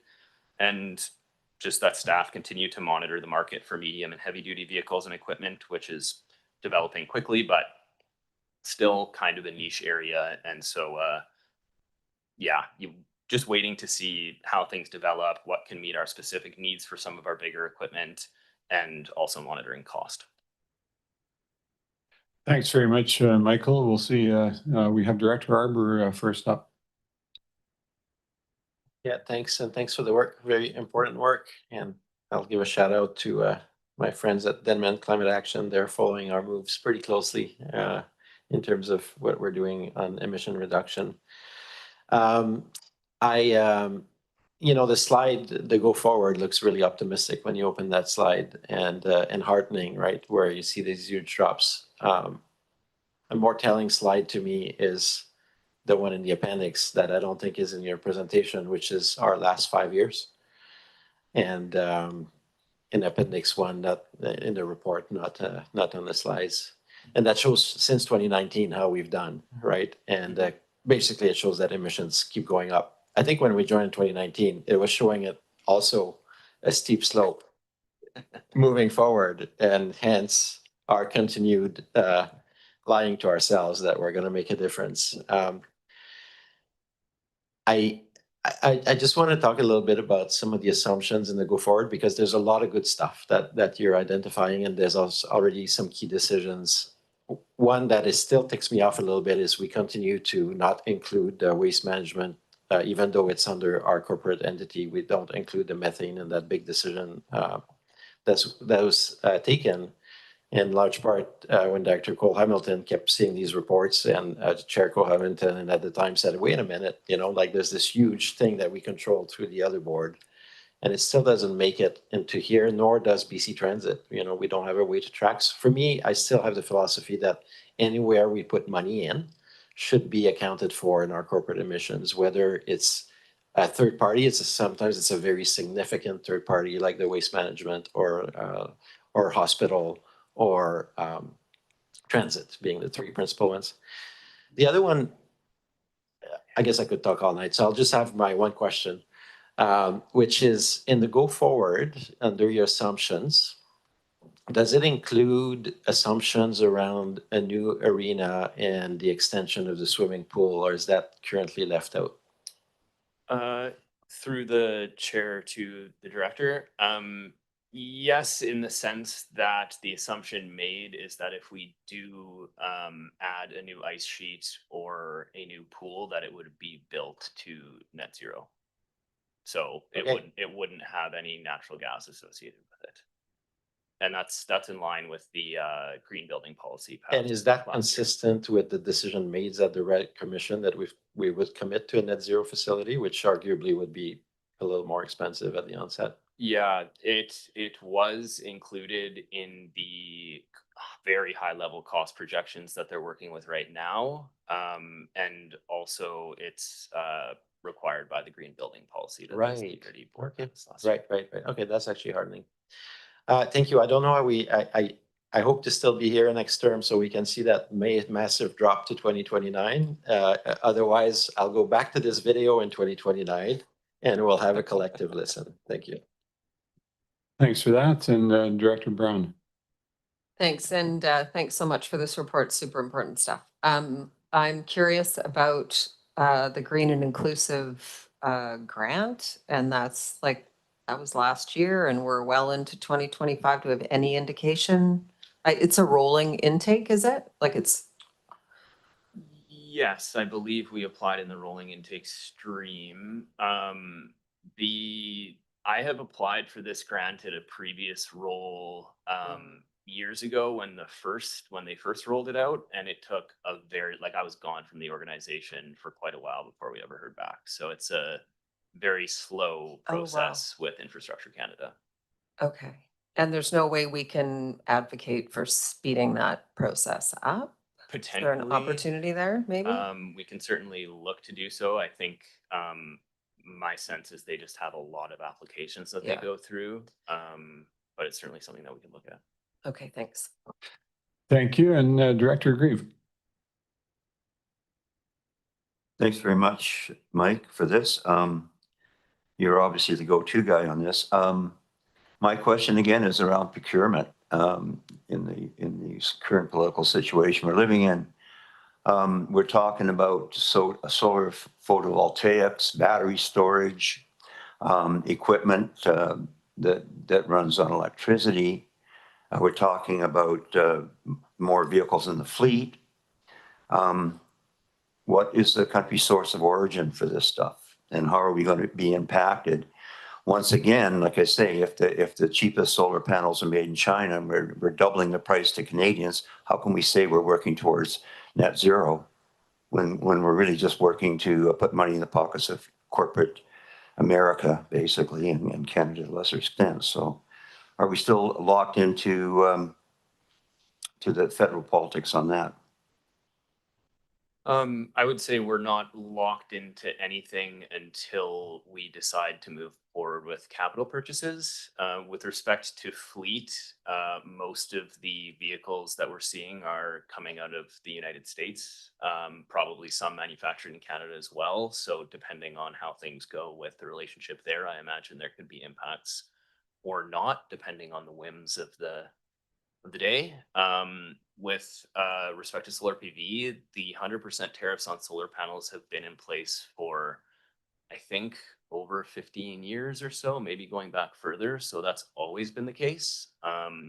That is a premium on any solar that we're purchasing out of China. I don't know to what extent we can look to procure locally, but if we are going to consider that sort of policy, I would leave that to our procurement department to look at. And just quickly, do we have any idea what the total emissions are from the Comox Valley and what percentage we are of that total?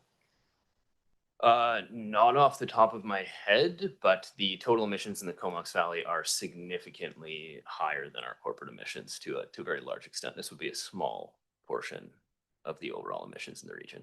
And of course, the unspeakable is always the upland forest and the private forest lands. And when we factor in the methane from the biomass decomposing due to logging practices, which would be methane, which is what, 27-30%, 30 times more potent than CO2. So, you know, I'm just making a point that it's fairly insignificant. Thank you.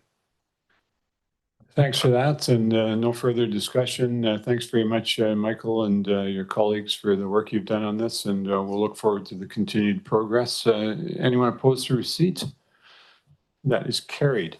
And we'll move on to what may be our last item before we take a break, and that's the draft Comox Valley Tourism Strategic Framework.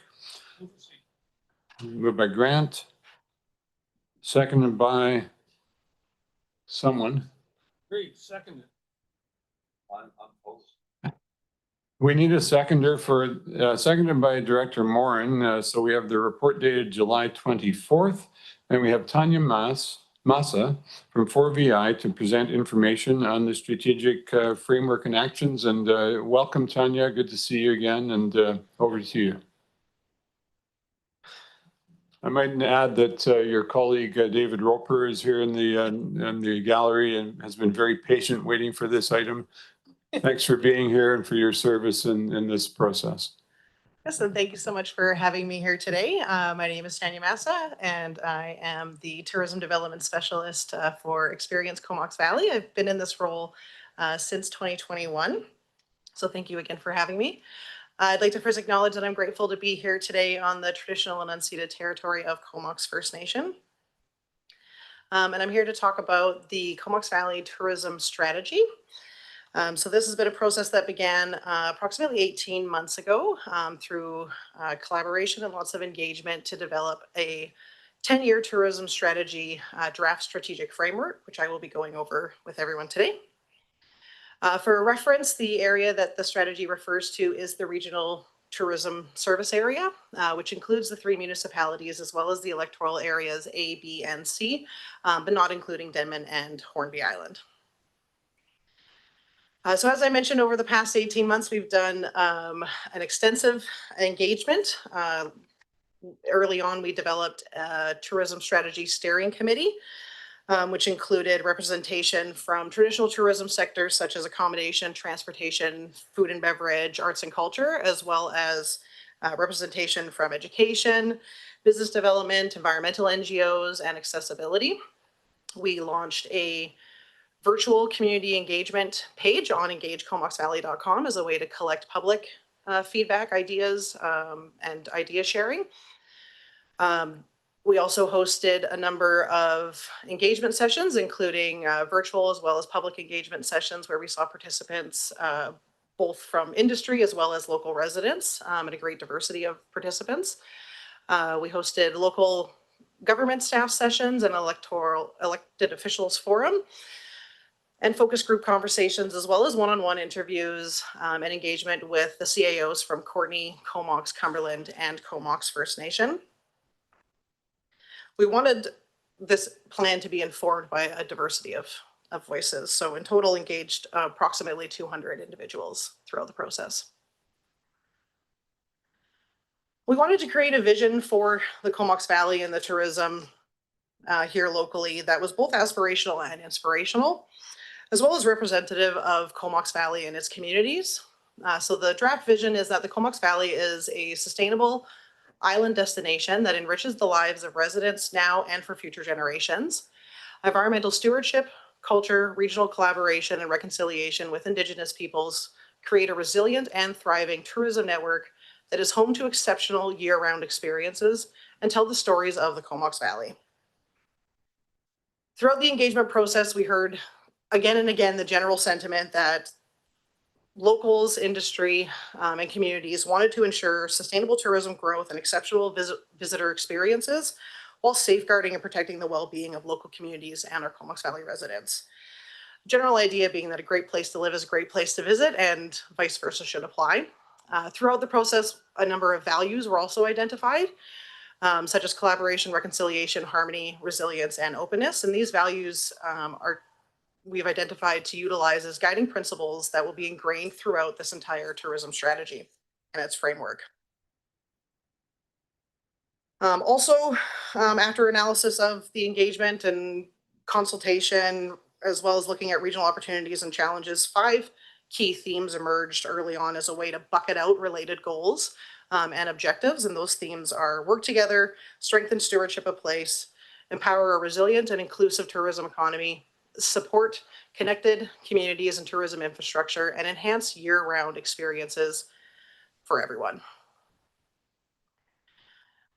So under the work together theme, 2 overarching goals are to strengthen collaborative partnerships across sectors with Indigenous partners to steward a thriving and regenerative tourism economy that reflects community values, and to engage with communities frequently to understand the pressures and local priorities.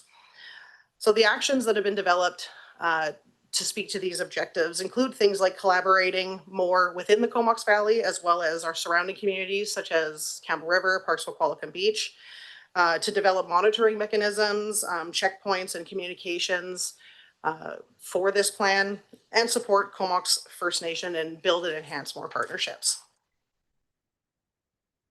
Through strengthened stewardship of place, overarching goals include that residents and visitors are educated and engaged and actively participate in shaping an evolving cultural landscape in the Comox Valley, and implement responsible and regenerative actions that create conditions for the region's biodiversity to thrive for future generations.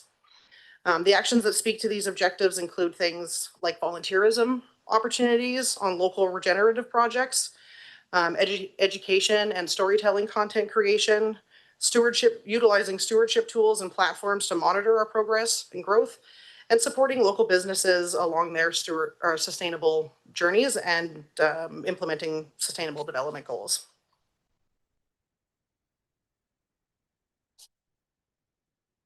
Under the Empower a Resilient and Inclusive Tourism Economy, overarching goals include to continue to support a strong year-round tourism economy that attracts sustainable investment in local jobs, position tourism businesses and organizations as vital contributors to the region's economy, culture, environment, and quality of life here. Support inclusive and accessible communities by empowering tourism businesses to uplift and lead with care.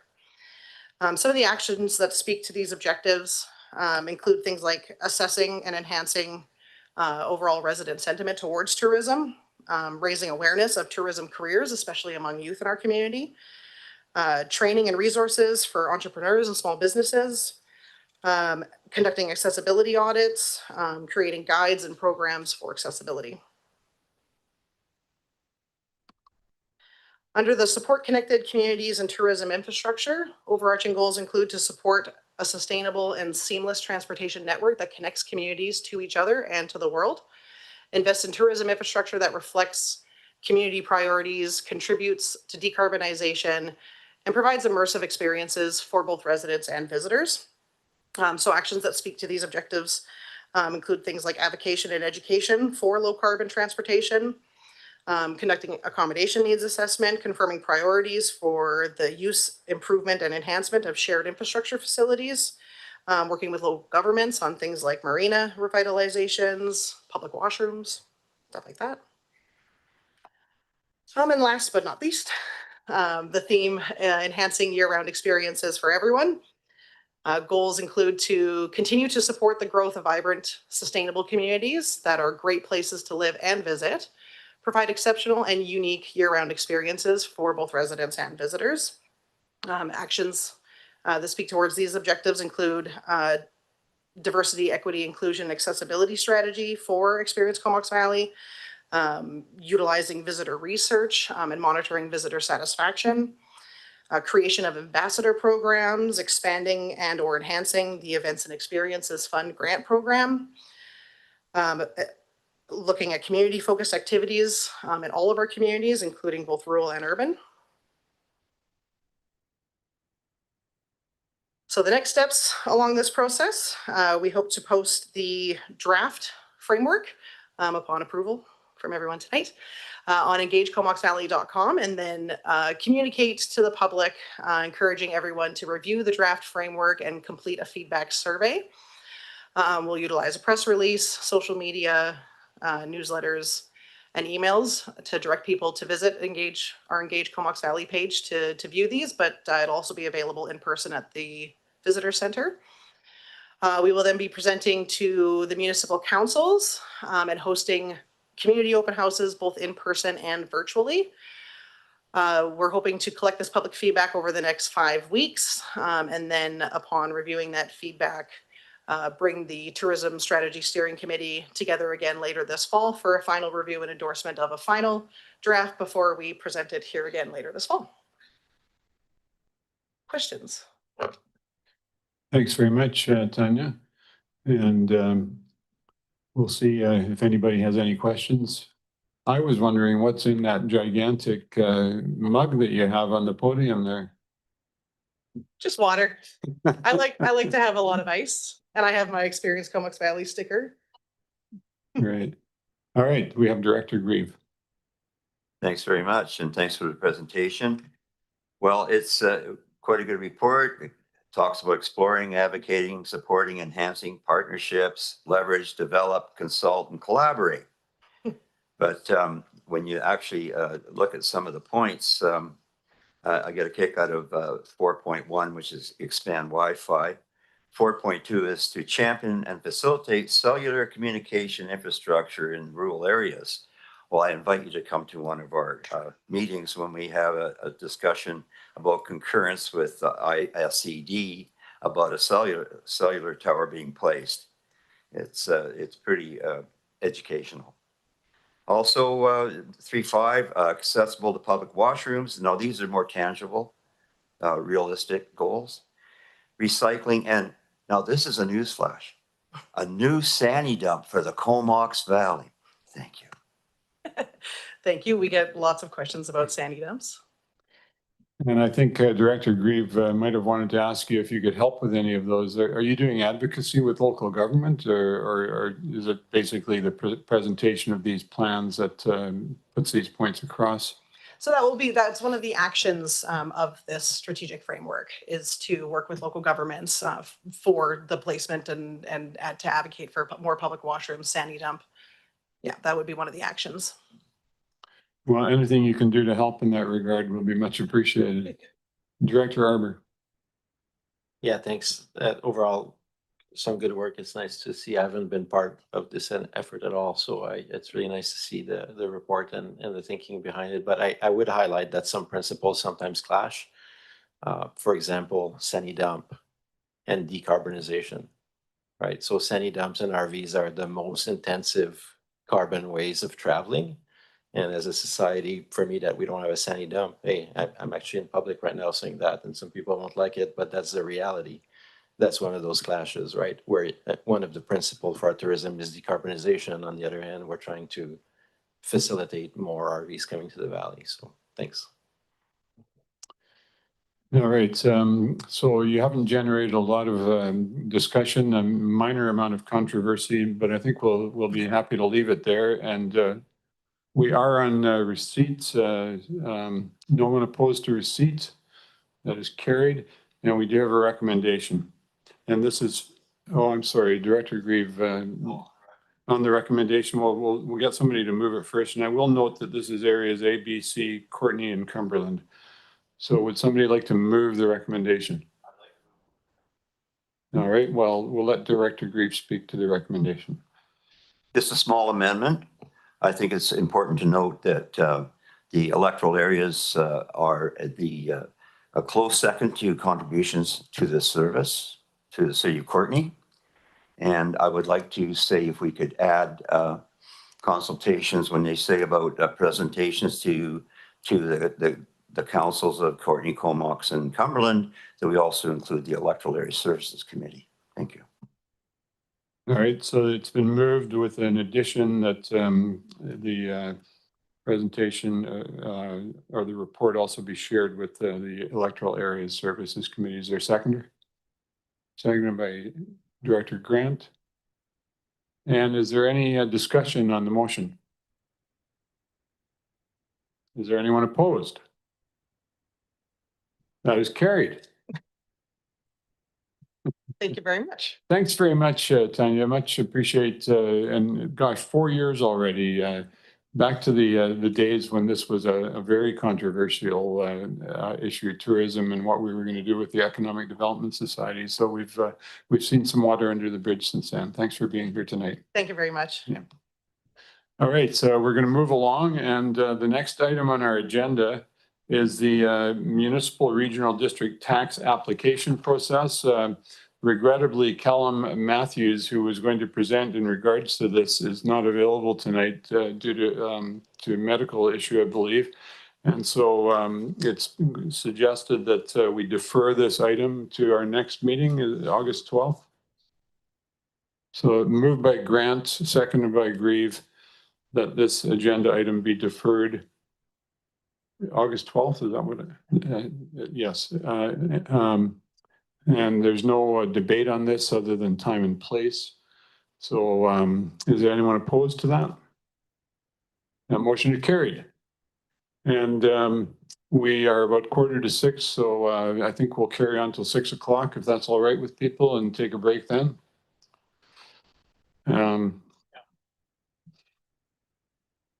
So we'll move on to item number 7, the financial plan amendment bylaw number 871. We have a report dated July 23rd. Motion for receipt, please. Moved by Grant, seconded by Brown, and order to staff. Thank you, Chair. Kelly Broughton is our Manager of Financial Planning, and Kelly will introduce this report. And there's several reports of a routine procedural nature that are on this agenda. And so Kelly will introduce the first one, which is the Financial Plan Amendment Bylaw, and support the discussion. Kelly. Thank you. Through the CAO to the Chair. Staff are here to present bylaw number 871, 2025, the Comox Valley Regional District 2024 to 2028.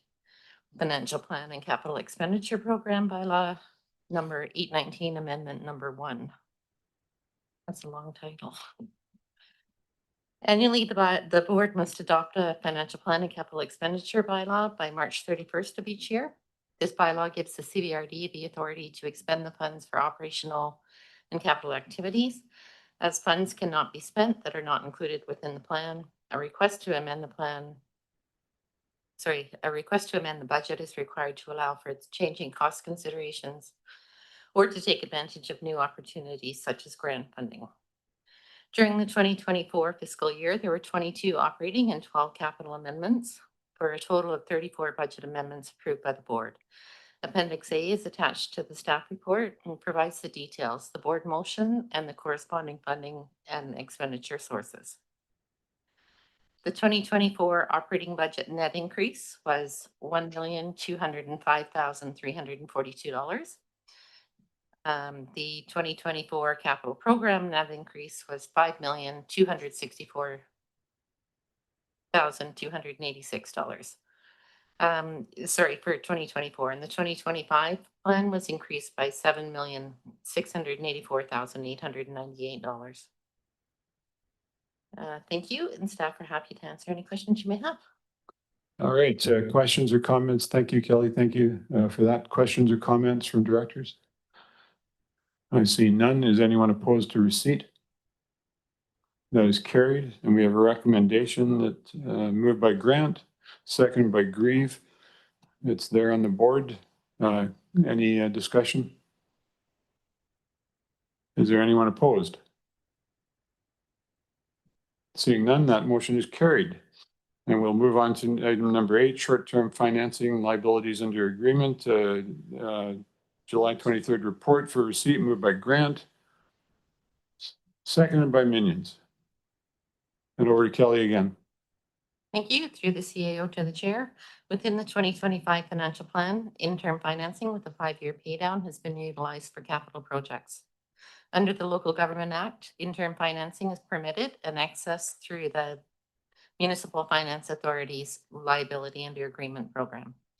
The amount of $578,787 is requested for 2 capital projects. Truck replacement for the Fanny Bay Fire Department in the amount of $320,000 and $258,787 for the Shingle Spit boat ramp upgrade project. When borrowing for a capital project, 2 conditions must be met before the application can be made to the MFA. The capital project expenditures and funding sources must be included within the adopted financial plan, and the board must authorize the borrowing through a board resolution. This financing must be repaid within 5 years from the date of the first drawdown, and debt servicing costs must be included within the financial plan. It is the CVRD practice to include annual principal payments on the debt to help alleviate interest expenditures and to maintain stabilized requisitions. The cash management practices employed ensure that only the amount required is borrowed. Thank you, and staff are happy to answer any questions you may have. Questions or comments from board members? Seeing none, is there anyone opposed to receipt? That is carried. Moved by Grant, seconded by Brown. Discussion? There's none. Anyone opposed? That recommendation is carried. Item number 9, artificial turf temporary borrowing bylaw 877. Moved by Grant, seconded by Brown. The report dated July 23rd, and over to staff. Thank you, and through the CAO to the chair.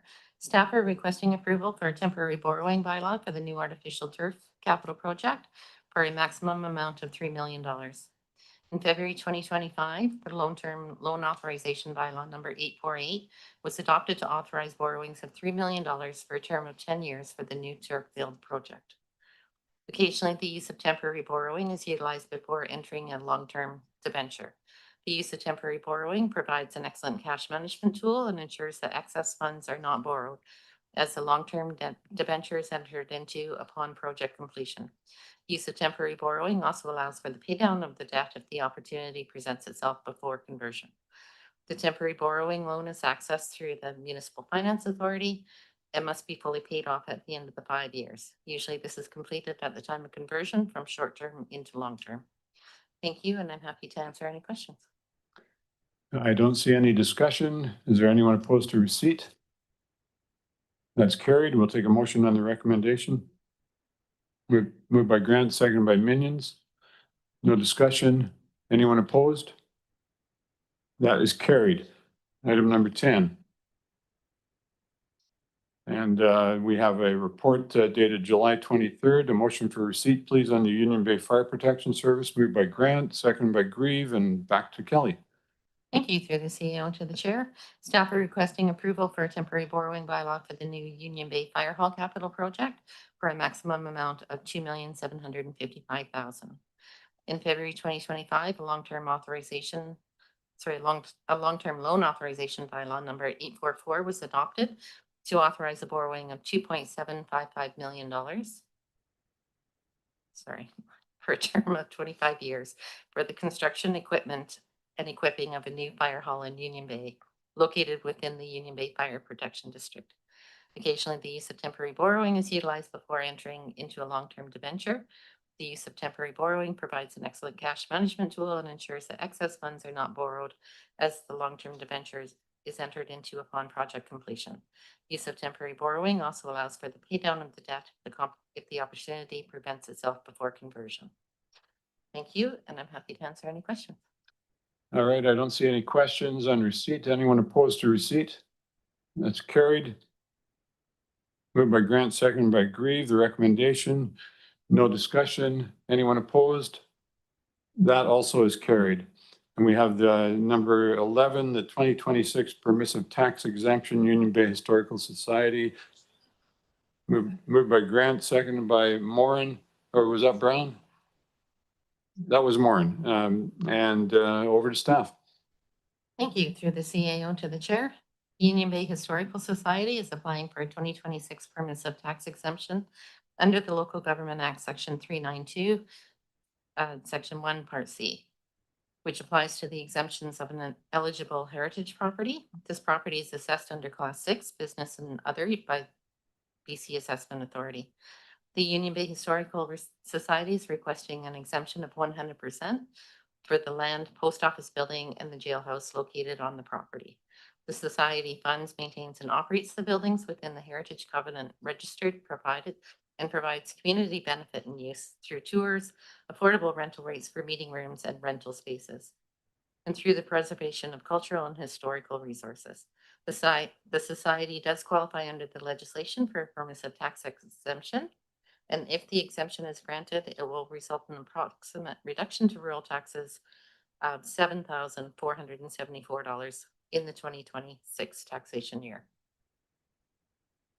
Again, I see no questions. Anyone opposed to receipt? That is carried.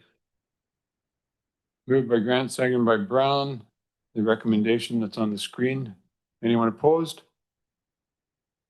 That is carried. Congratulations to Union Bay Historical Society. Item number 12, the permissive tax exemption for Sunnydale Golf Society, a report dated July 23rd for receipt. Moved by Hardy, seconded by Grant, and back to staff. Thank you. Through the CEO to the chair.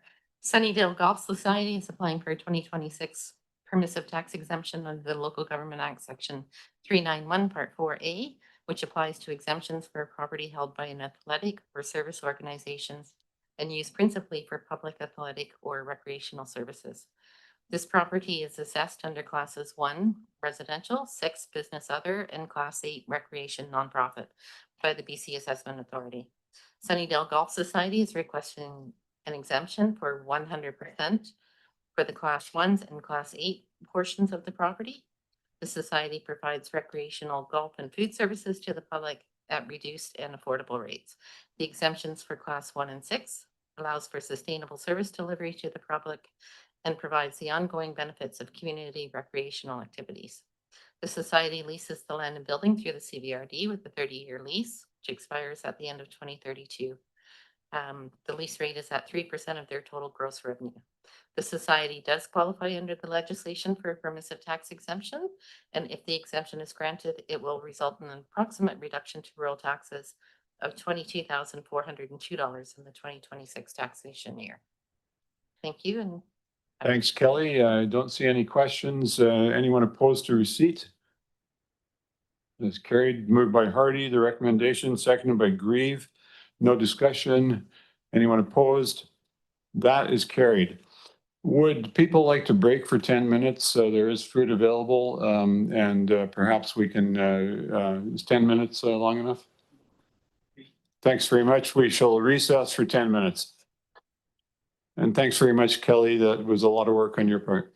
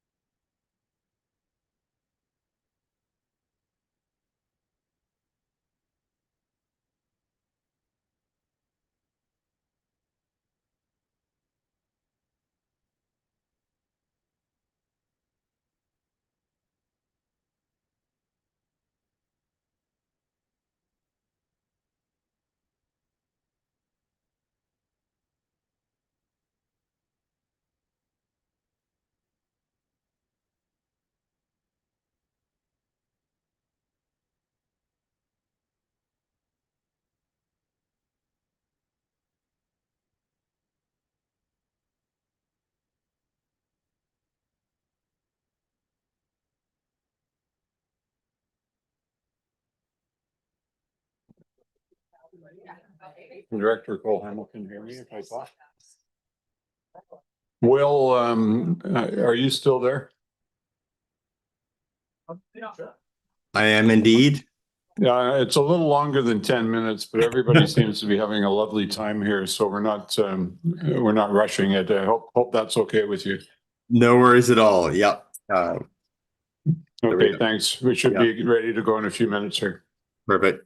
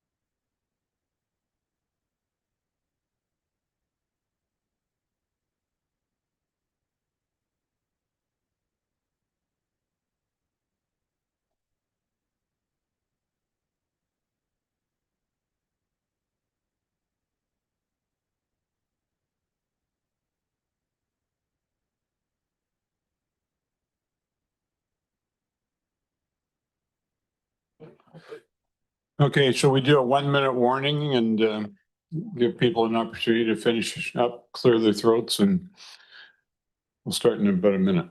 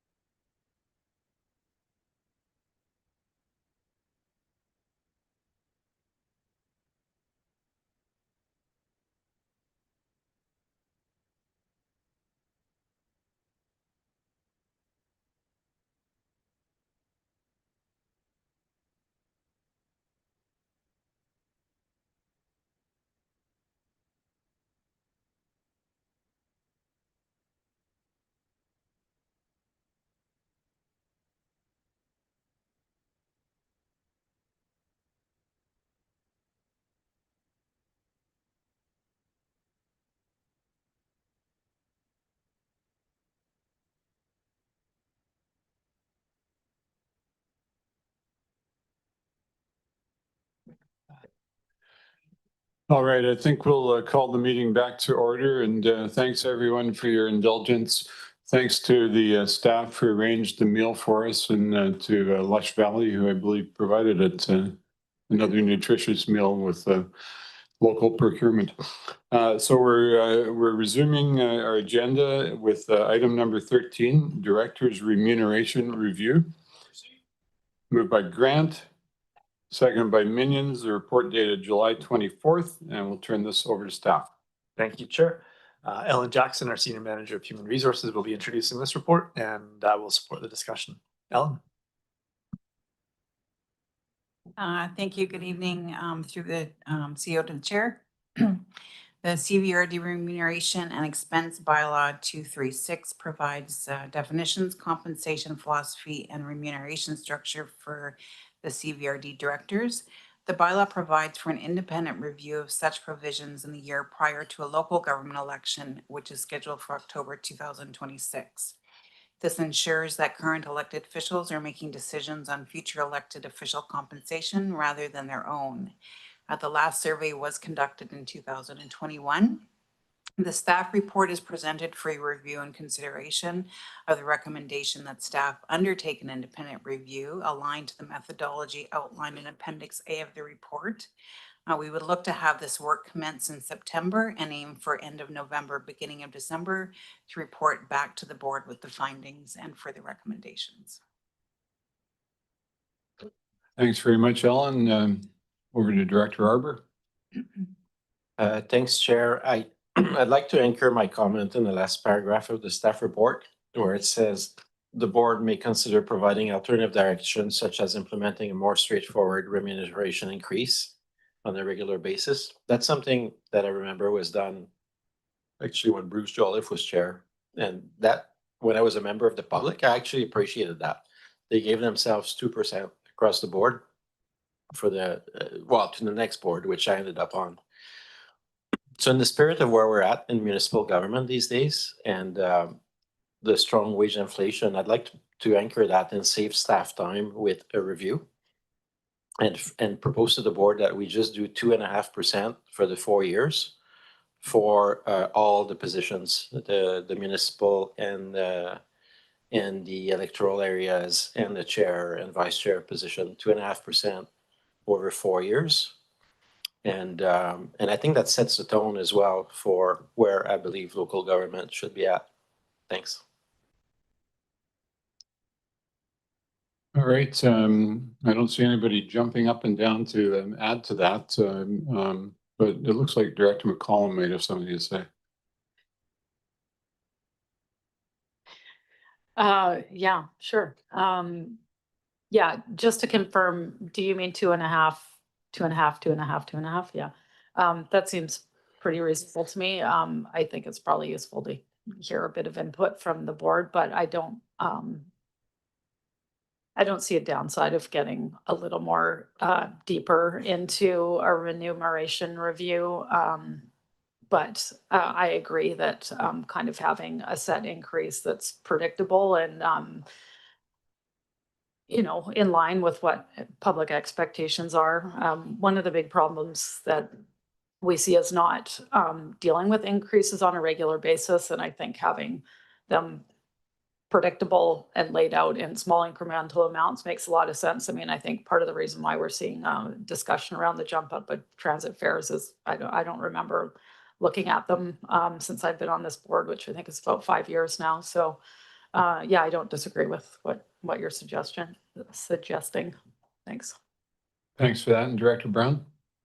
Agreed. I think in the current economic climate, we could make, and also the demands on staff time, we could simplify this and just have a regular increase for the next term.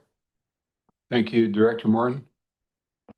Thanks, folks. So is the suggestion to just go ahead with that and not do a review? Because there is a comment in the report around the downside to that. So just not sure if anybody has comments around that that part of the report. Thanks. Director Arbor? Yeah, thanks. And it's worth highlighting the downside. I think Dr. Morin is right. It would not be connected to any specific metric, although I did choose 2.5% because today I checked what the Bank of Canada is projecting over the next number of years, and it does show about their target is about 2.5% despite everything that's happened. So that is one metric. It's a pretty broad metric. The second is that it would not compare us to other regional district or local governments, but I think that's where the shell game starts, where everybody starts comparing and increasing and comparing, because I learned recently and I shared with the board what some of the mayors in Metro Vancouver are making in the $350,000 range. So, okay, let's compare ourselves to that. No problem. I mean, I can tell you I get more direct interactions with residents than Mike Hurley and many other mayors in Metro. So yeah, no, so I think it's a shells game. So but that's what you give up. You give up what's happening in Cowichan Valley, what's happening in Nanaimo. Staff will spend about 10 hours or 10 hours just doing a review. I'm like 2.5% over 4 years based on the metric of the projected inflation by the government of Canada. So I'd pass that today. Thanks. Director Morin. This isn't the shell game that we're doing back and forth here, but I just was wondering if we could hear from staff if any elaboration on the comment in the report that may not have been reflected. Like if we go this route of not doing the review and just going with a straight 2.5 or whatever. Certainly, if Ellen wants to jump in, I think what I would suggest is that by conducting a review, you're able to understand what your comparable organizations are facing with respect to remuneration expenses, roles, activities. The report does name some of those other regional districts that we would look at from a comparable perspective. We're looking at similar sized regional districts based on population, based on expenses. So we're not looking at other jurisdictions that are wildly larger or smaller. So we do want to be undertaking an apples to apples comparison as best we can. And it does provide for some connection with what's happening within your market. So we do want to understand where the market is at and trying to keep pace with the market so that we don't get out of sync and we don't face a situation where there might be rates that are either wildly above or wildly below what the market is. I think if we look at the current remuneration bylaw, there is a regular rate increase named in the bylaw. I'm not sure what the percent is. It's a dollar number in the bylaw right now for the past 4 years, but it did have a starting point that was based on a market review. So certainly this is a board decision and looking at the straight percent increases a much more straightforward process. But as noted, there are some consequences to the approach. Back to Director Arbour. Thanks. Basically, just 2 comments on the CEO's comments. One is, you know, I did look at some of the regional district and that would be targeted by this review. And I'll take, for example, the Sunshine Coast Regional District, where I found the wage with electoral directors is quite similar. The population that those directors represent is nowhere near. I've got 8,000 people. I'm twice the size of the village of Cumberland just in the electoral area A alone. Whereas on the Sunshine Coast, some of the directors may have like 500 people and very few services, yet they make the same wage. So I think I could make a strong case for really augmenting the wage of electoral areas director. What I'm saying is let's be tone setters. Let's acknowledge where the public service is at right now and where our economy is at. And I think, again, I'll go back to my appreciation for the decision in 2017 of a board to just say at the time it was just 2%. I think that Bruce Jolliffe, and that's what I walked in. And I thought that was respect for the taxpayer. That's the other side of the coin. Otherwise, if we go into a review, I think we could have some pretty good increases. Thanks. Thanks, Director McCollum. Yeah, just to tack on to the 2.5%. We have our set remuneration as well as what is compensated for meeting attendance, and I think it's fairly close to a 50-50 split in terms of how that works out for compensation. Yeah, depending on what your role is, you know, if you're chairing or not, there's a lot of different factors there, but I think as far as I know, we haven't changed the meeting amount either. So if we are, you know, gonna go down the path of what you're suggesting, I think we need to be clear exactly what we're talking about. If we're just talking about the compensation for the various roles that exist at this board, or if we're also talking about meeting compensation, and then I think we would want to hear from staff as to whether or not that's an added complexity is adjusting, yeah, the meeting rates. Thanks for that. Director Grieve. Yeah, thanks. I think a good point is number of people that the electoral areas represent.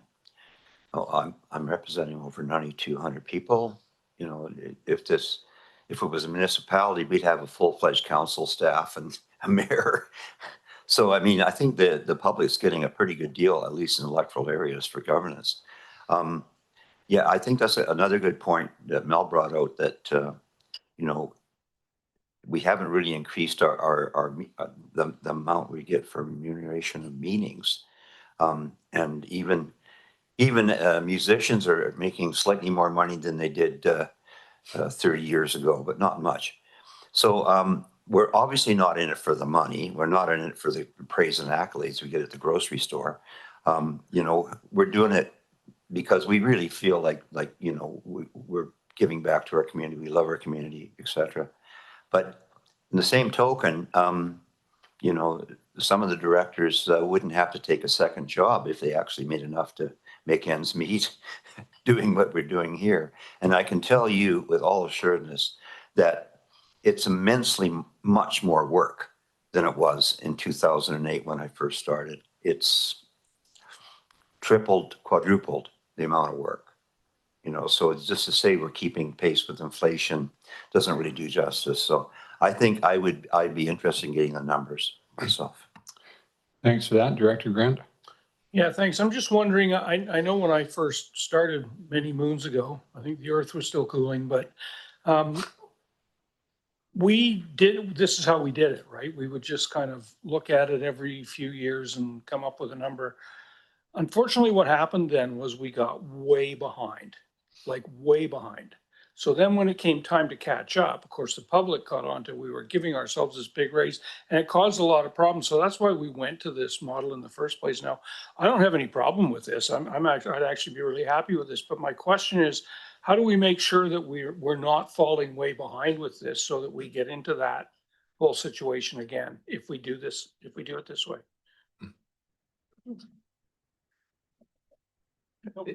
Ellen, do you want to?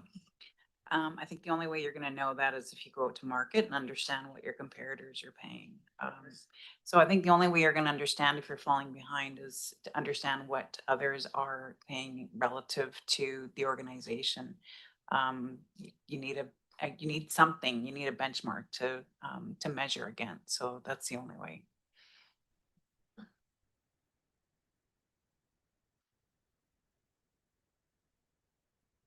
So are you suggesting that the way to do that would be to go through this process in order to get that? Is that what you're saying, or would you already have that benchmark somewhere? No, we would have to go out to market to get that benchmark, to get those numbers. So eventually we'd have to do something like this again. I think eventually you would, Yeah. definitely to understand where you are based on market. Okay, perfect. Thank you. All right, we're on receipts and Director Morin. Yeah, thanks. I think the other piece is not just the comparators, but exactly what Director Grieve talked about, in that those comparators don't necessarily indicate what the workload is compared to other communities. I mean, only the people who are on the board can, and especially people who've been on the board for a while, can speak to. So, I mean, I'm not opposed to necessarily going with a straight increase, but I think we still should have the review done, which would maybe include some analysis of the pros and cons of going with those regular increases, and what that sort of expands on what's in the report in terms of some of the downsides.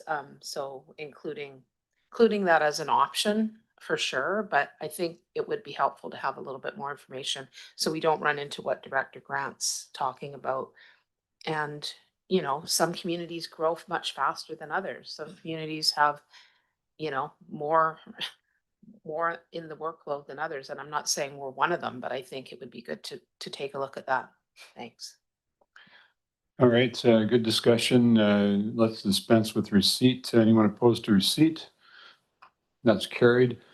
And there is a recommendation and moved by Grieve, seconded by Grant. Further discussion? Director Morin. Do we need to add in, sort of adding that analysis of the set rate increases, or is that just understood to be part of that review? You're asking about the point that Director McCollum made about meeting attendance as well as That's remuneration. The pros and cons of doing what Director Arbor was suggesting. And maybe staff can comment on that. Yeah, the meeting rates, excuse me, is part of the methodology. It's already described in there, so that would be part of the review being undertaken. Fleshing out the pros and cons of either percent increases or some sort of a market adjustment. That would be part of what we'd be looking for from this review as well. So I don't think an additional component we don't need an additional component in the motion to be able to speak to those pros and cons. Okay, thank you. Thanks for that, Director Arbor. Thanks. I'd invite a few board members to join me in opposition to this motion and to go straight to the 2.5 over 4 years. One added advantage, I think I was talking about signals and also kind of living your philosophy, so to speak. And from time to time, we are in union negotiations and such, and I think it would set a tone for the organization as a whole if we show leadership on our own wages. Thank you. And I would point out that if this recommendation passes, that doesn't necessarily preclude the board deciding to do what you're recommending, although the timing would obviously be different and the signal would not be sent at that time. All right, further discussion? All right, we'll vote. All those in favor? Oh, we've got Director Brown, last comment. So is this a regular occurrence? Do we do the fulsome review every 4 years? And how long have we been doing that? After hearing from Director Grant that we had to do a big catch up in the past? Okay. Oh, I see. Ellen, if you want to comment? Yeah, so we go out every 4 years under the policy for the board remuneration. And we have done that, I think, I would say twice now or 3 times since I've been here. James, you might want to speak to prior to I started. Yeah, this bylaw was adopted in 2012. And so we would have been doing those regular reviews or considering them anyways, at least since then. I'd have to go back to previous bylaws to look at the history before that. Okay, and so given that, I don't think there's a danger in us falling so far behind in 4 years if we are giving ourselves an increase. And again, it is saving time and energy and complication at a time when it might be really great to signal to our community as a whole that we are trying to rein in raging inflation. All right, thanks for that. And once again, the questions on the floor, all those in favor? And those opposed? Yes, and it looks like the motion passes. So thanks for that good discussion. And we'll move on to electoral area. Thanks very much, Ellen, for your sticking around for that. Electoral Area Services Committee, July 14th, moved by Grieve, seconded by Grant. Any discussion? It's a vote of everyone. Anyone opposed? That's carried. Sewage Commission, July 15th for receipt. Moved Grant, seconded Grieve. Anyone opposed? Carried. Water Committee, July 15th for receipt, moved by Grant, second by Morin. Anyone opposed? Carried. Public hearing bylaw, July 21st. Moved by Grant, seconded by Hardy. A vote of all. Anyone opposed? It's carried. We're into bylaws and resolutions. Third reading following a public hearing, 872, 1485 Hillview Road. This is the vote of the areas. Moved by Grant, seconded by Grieve. Anyone opposed? That's carried. First, second, and third readings, recommendation for bylaw 871. Moved by Grant, seconded by Brown. This is a vote for everyone. Anyone opposed? That's carried. Third reading, moved by Grant, seconded by Hardy. Anyone opposed? That's carried. Bylaw 877, track and field services, temporary borrowing. Moved by Grant, seconded by Brown. Anyone opposed? That's carried. Third reading. Moved by Grant, seconded by Hardy. Anyone opposed? Carried. Union Bay Fire Protection Service temporary borrowing. First and second, moved by Grant, seconded by McCollum. Anyone opposed? Carried. This is a weighted vote, so I should have, oh, sorry. No, it's still everybody. Sorry for that glitch. Third reading, moved by Grieve, seconded by somebody. Grant. Anyone opposed? That is carried. Bylaw 879, read 2500 Emerson Road, vote for the areas, moved by Grant, seconded by Morin. Anyone opposed? Carried. Moved by Grant, seconded by Grieve. Again, a vote of the areas. Anyone opposed? That is carried. Bylaw 884, the property tax exemption for Union Bay Historical Society. Moved by Grant, seconded by Brown. Vote for everyone. Anyone opposed? Carried. Moved by Grant, seconded by Brown. Third reading. Anyone opposed? That's carried. Property tax exemption for Sunnydale Golf Course. Moved by Grieve, seconded by Grant. Vote for everyone. Anyone opposed? Carried. Moved by Grant, seconded by Morin. Third reading. Anyone opposed? That is carried. And for adoption, we have bylaw 881, the Fire Services Administration bylaw, amendment number 3. Moved by Grant, seconded by McCollum. Vote for all. Anyone opposed? That's carried. The community grant, we're into new business now. CVEX Rural Community Grant Consideration, correspondence dated July 15th for receipt. Moved by Grant, seconded by Brown. And any discussion? Director Grieve. Thank you very much, Mr. Chair. You heard me earlier mention the fact that we just have to get CVEX over the finish line this year. I believe they're doing their very best to get sponsorship and move it forward. I think that the $5,000 would be a good addition from the rural community grant funding. We regularly do support things generally of a rural nature, but actually, in essence, projects that benefit the whole valley. And I would ask for your support. Thanks, Director Grieve. Any further discussion? All those in favor? Anyone opposed? That is carried unanimously. We have a request to amend the regional grant and aid policy, correspondence dated July 21st from Mayor Minions, who we have the pleasure of her company tonight. Pardon? We missed, oh, I'm so very sorry. We missed the requested action. Moved by Grant, seconded by Grieve. My apologies. Director Arbor wants to speak to the requested action, and he's in seat number 18. 9, sorry. Thanks. Somehow when I read the agenda, my brain hadn't made the relation between the two, and so my apologies for that. I would gladly contribute something, but Director Grieve probably knows that This year in area A, I have actually brought all my rural grants to zero from Bainstown, Hornby, and Denman. Otherwise, I would happily make a contribution, but I believe I've exhausted all of these funds almost to the cent. So thank you for contributing to CVEX, and hopefully, maybe in the next cycle for next year, I can keep that in mind, that some contribution could be made.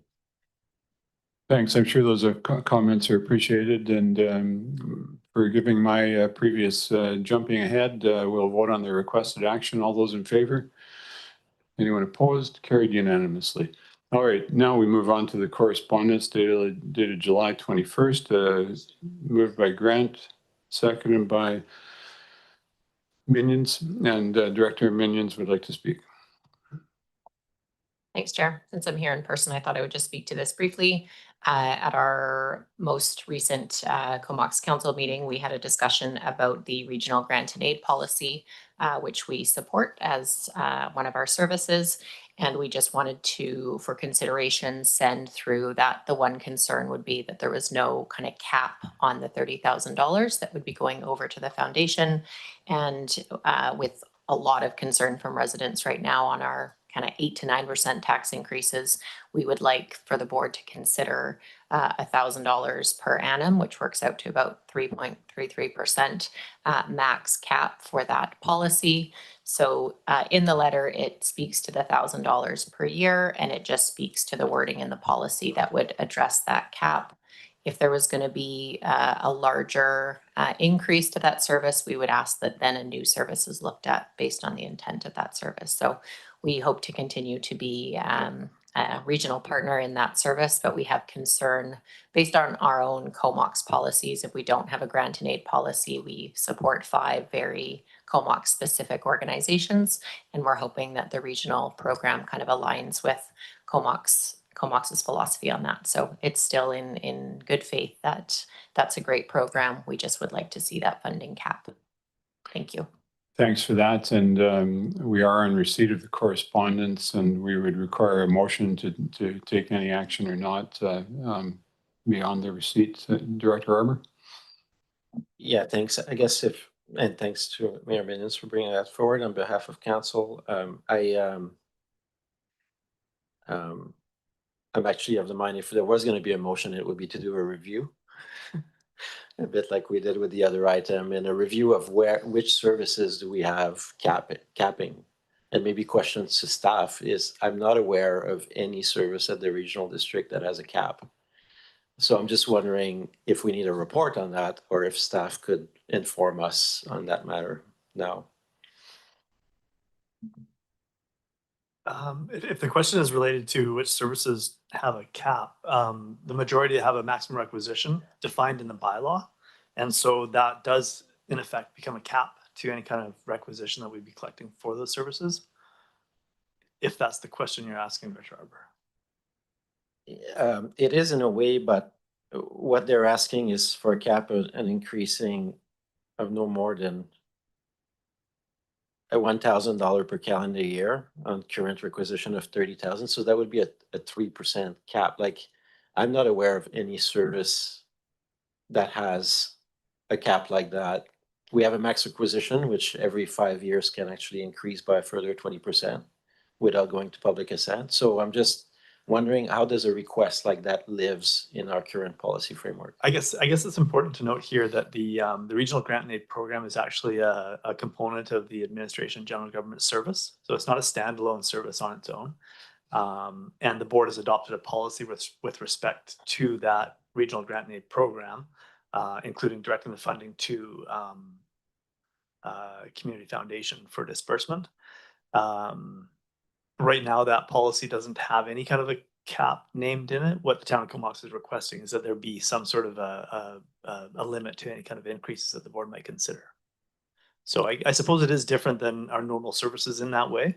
But it's also important to know that this is a component of the administration and general government service. Yeah, so you confirm that we don't currently have anything like that. So on that basis, I would actually just deny the request, so to speak, and just thank Comox for their interest in regards to them talking to their taxpayers about saving money, they can definitely broadcast a message that they took a pass on the housing authority and they're saving lots of increases there. I think with regional grants, it's good to maintain, that's why we have the max requisition, and that's why we have a function. If people are not happy, they can have a service review and exit that service. So I think a cap would basically bind the hands of all the other jurisdiction in our ability to respond to needs. And so in that manner, I wouldn't be supportive. Thanks. Thanks for that, Director Grieve. Thank you very much, Mr. Chair. I think further to that, this was a workaround in itself. Originally, we had so many requests from very, very well-established charitable organizations in the Comox Valley. And I think this was a way for us to sort of round it off and hand it over to the Community Foundation. I have a question though. Does the Community Foundation actually leverage this to get more funds? So like people say, the Comox Valley social planning and et cetera, the people that go to the Community Foundation now, are they getting more money than they did when they got a direct award from the CVRD, or is it the same? I think Jake Martins has come up to speak to this. You think it would be more? I mean, that's what a foundation's supposed to do, isn't it? Yeah, Jake, you're welcome to weigh in. I think my understanding is that the foundation certainly seeks other funding supporters and seeks other funding to be able to distribute to applicants. I don't know if we can speak specifically to whether the $30,000 provided the foundation has directly resulted in additional amounts to applicants specifically from our $30,000, but I can say that the foundation is looking to any of its funders to then increase leverage and increase funding opportunities overall. But Jake, if you have any more specifics, please. Thanks, Chair. Yeah, and just to add to James' point that, yeah, we can't make that commitment or state that fact at this point about how much that $30,000 has been leveraged, but it's been combined with their own source revenues and their grants that they get from others into the community enrichment grant. The city of Courtenay is another contributor to that fund. And so certainly we're getting a lot of leverage out of that $30,000 and combining it with the other funds that the Community Foundation has access to.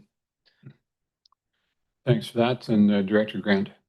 Yeah, thank you. I think all we're trying to do here is add some certainty. It helps for our citizens and also for our budgeting as we go into years where we actually know where we sit with it.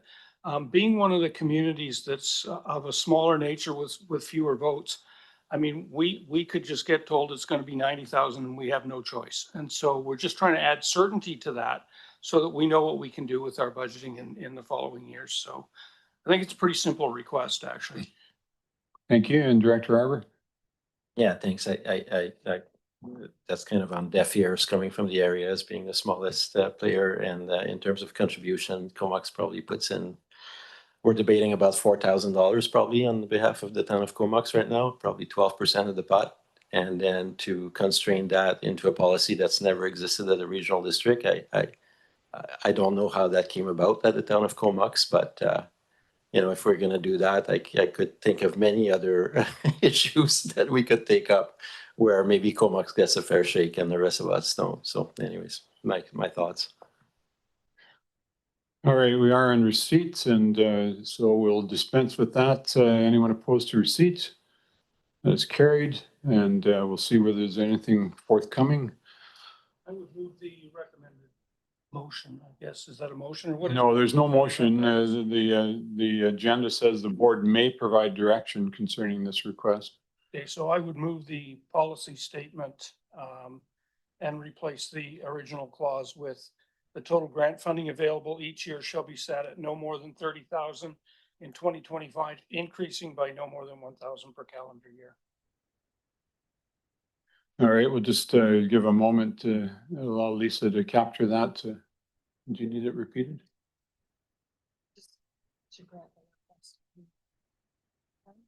Essentially, the motion is to grant the request of Comox to add a policy statement setting an annual funding cap, but you've specified what the amount is.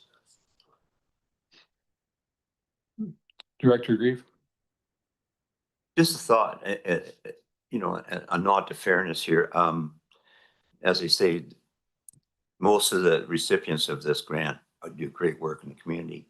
So rather than going for a hard number, why don't we make it a percentage? So what's the percentage now? You said about 3%, 3.3, so no more than 3% or something like that. So you have some flexibility. Because we're going to be facing harder times, not easier times in the years to come, so. We're talking about $30,000 here, I think.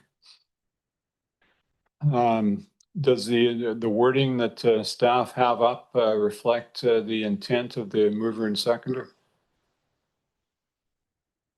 I'll read it out. That the regional grant and aid policy be amended as outlined in correspondence dated July 21st, 2025 from the town of Comox.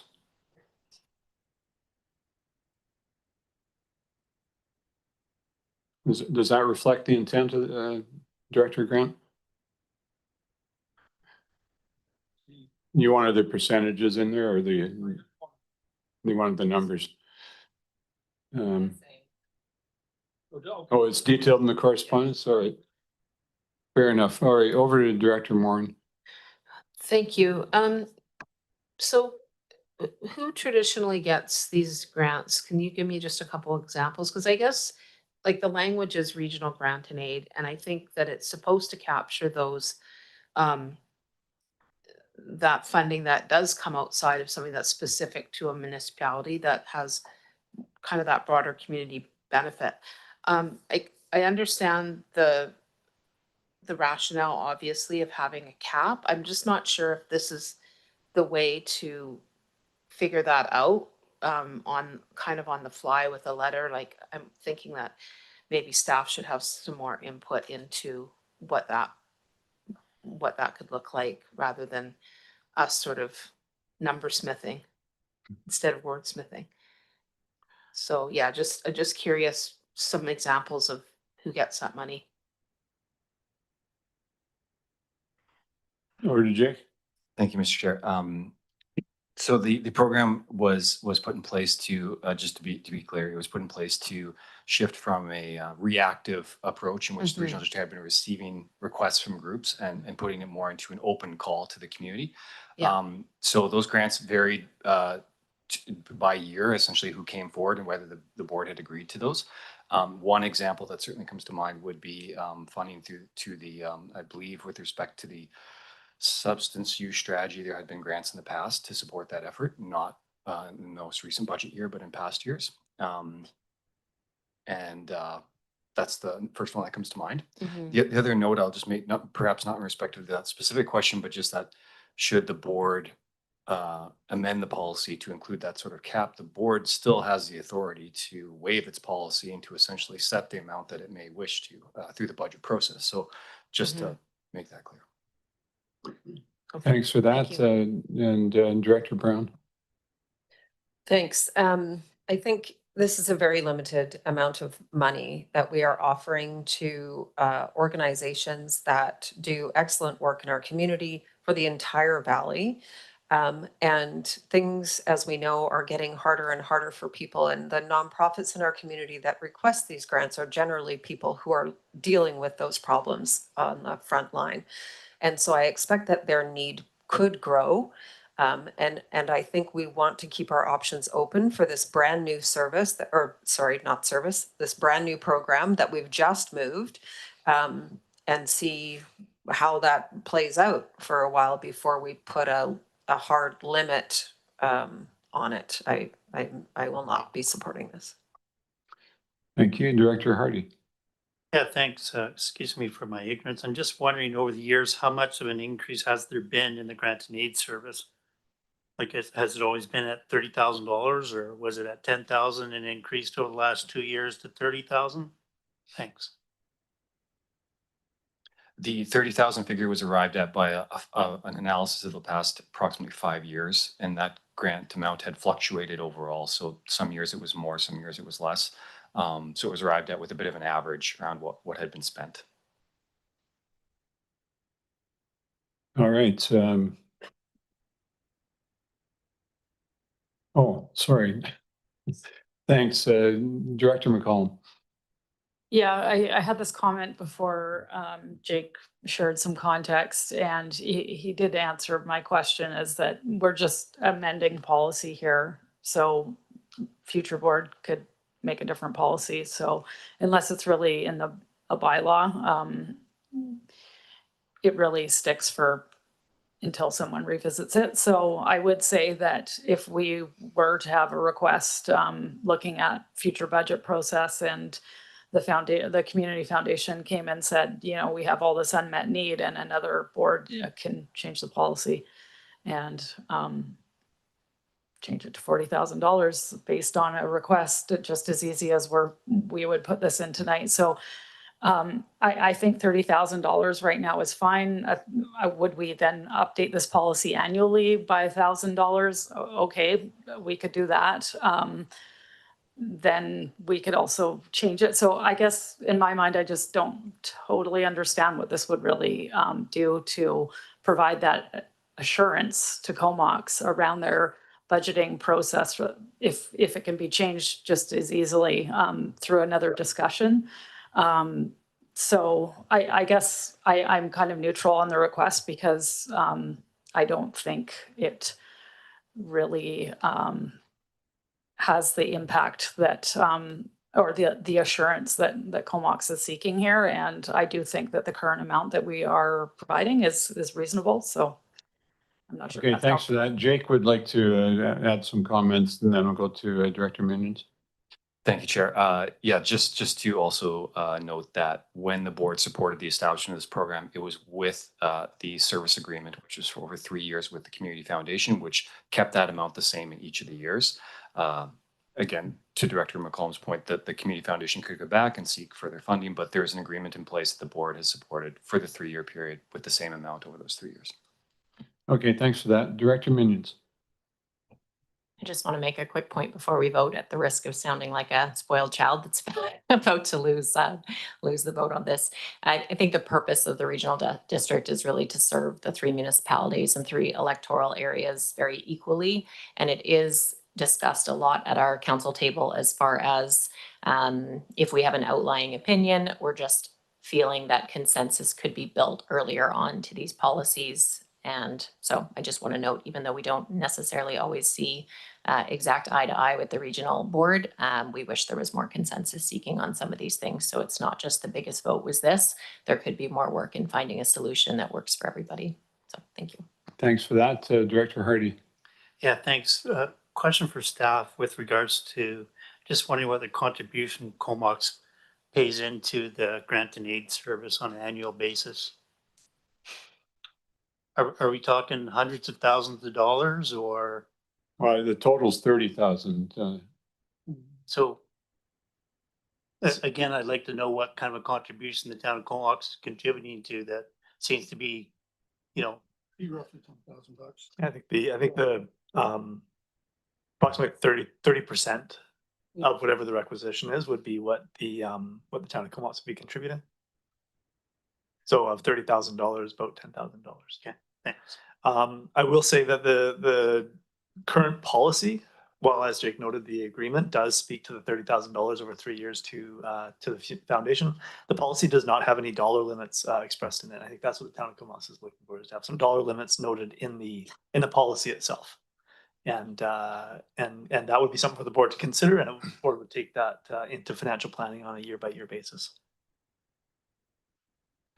My only comment, as much as I would like to support building more consensus with Comox, as with all partners, this doesn't seem like it's that significant an amount of money that it's going to make a lot of difference and give taxpayers much certainty one way or the other. My guess is that Comox is concerned that a lot of times with other grants, the organizations do come back and get increases, and so they're wanting to establish some sort of precedent here with this one. But based on the circumstances of this particular one, I'll vote against it, and we'll call the question now. All those in favor of this motion? And anyone opposed? The motion is defeated. Thanks for that discussion. I believe we're at the end of our agenda. We'll take a motion for termination. Moved by Grieve. Seconded by Minions. Thanks very much, everyone, for doing all this good work tonight. All were in favor of that. Thanks very much, Director Will. Will. Thanks, Chair Doug. Have a good night. Thank you.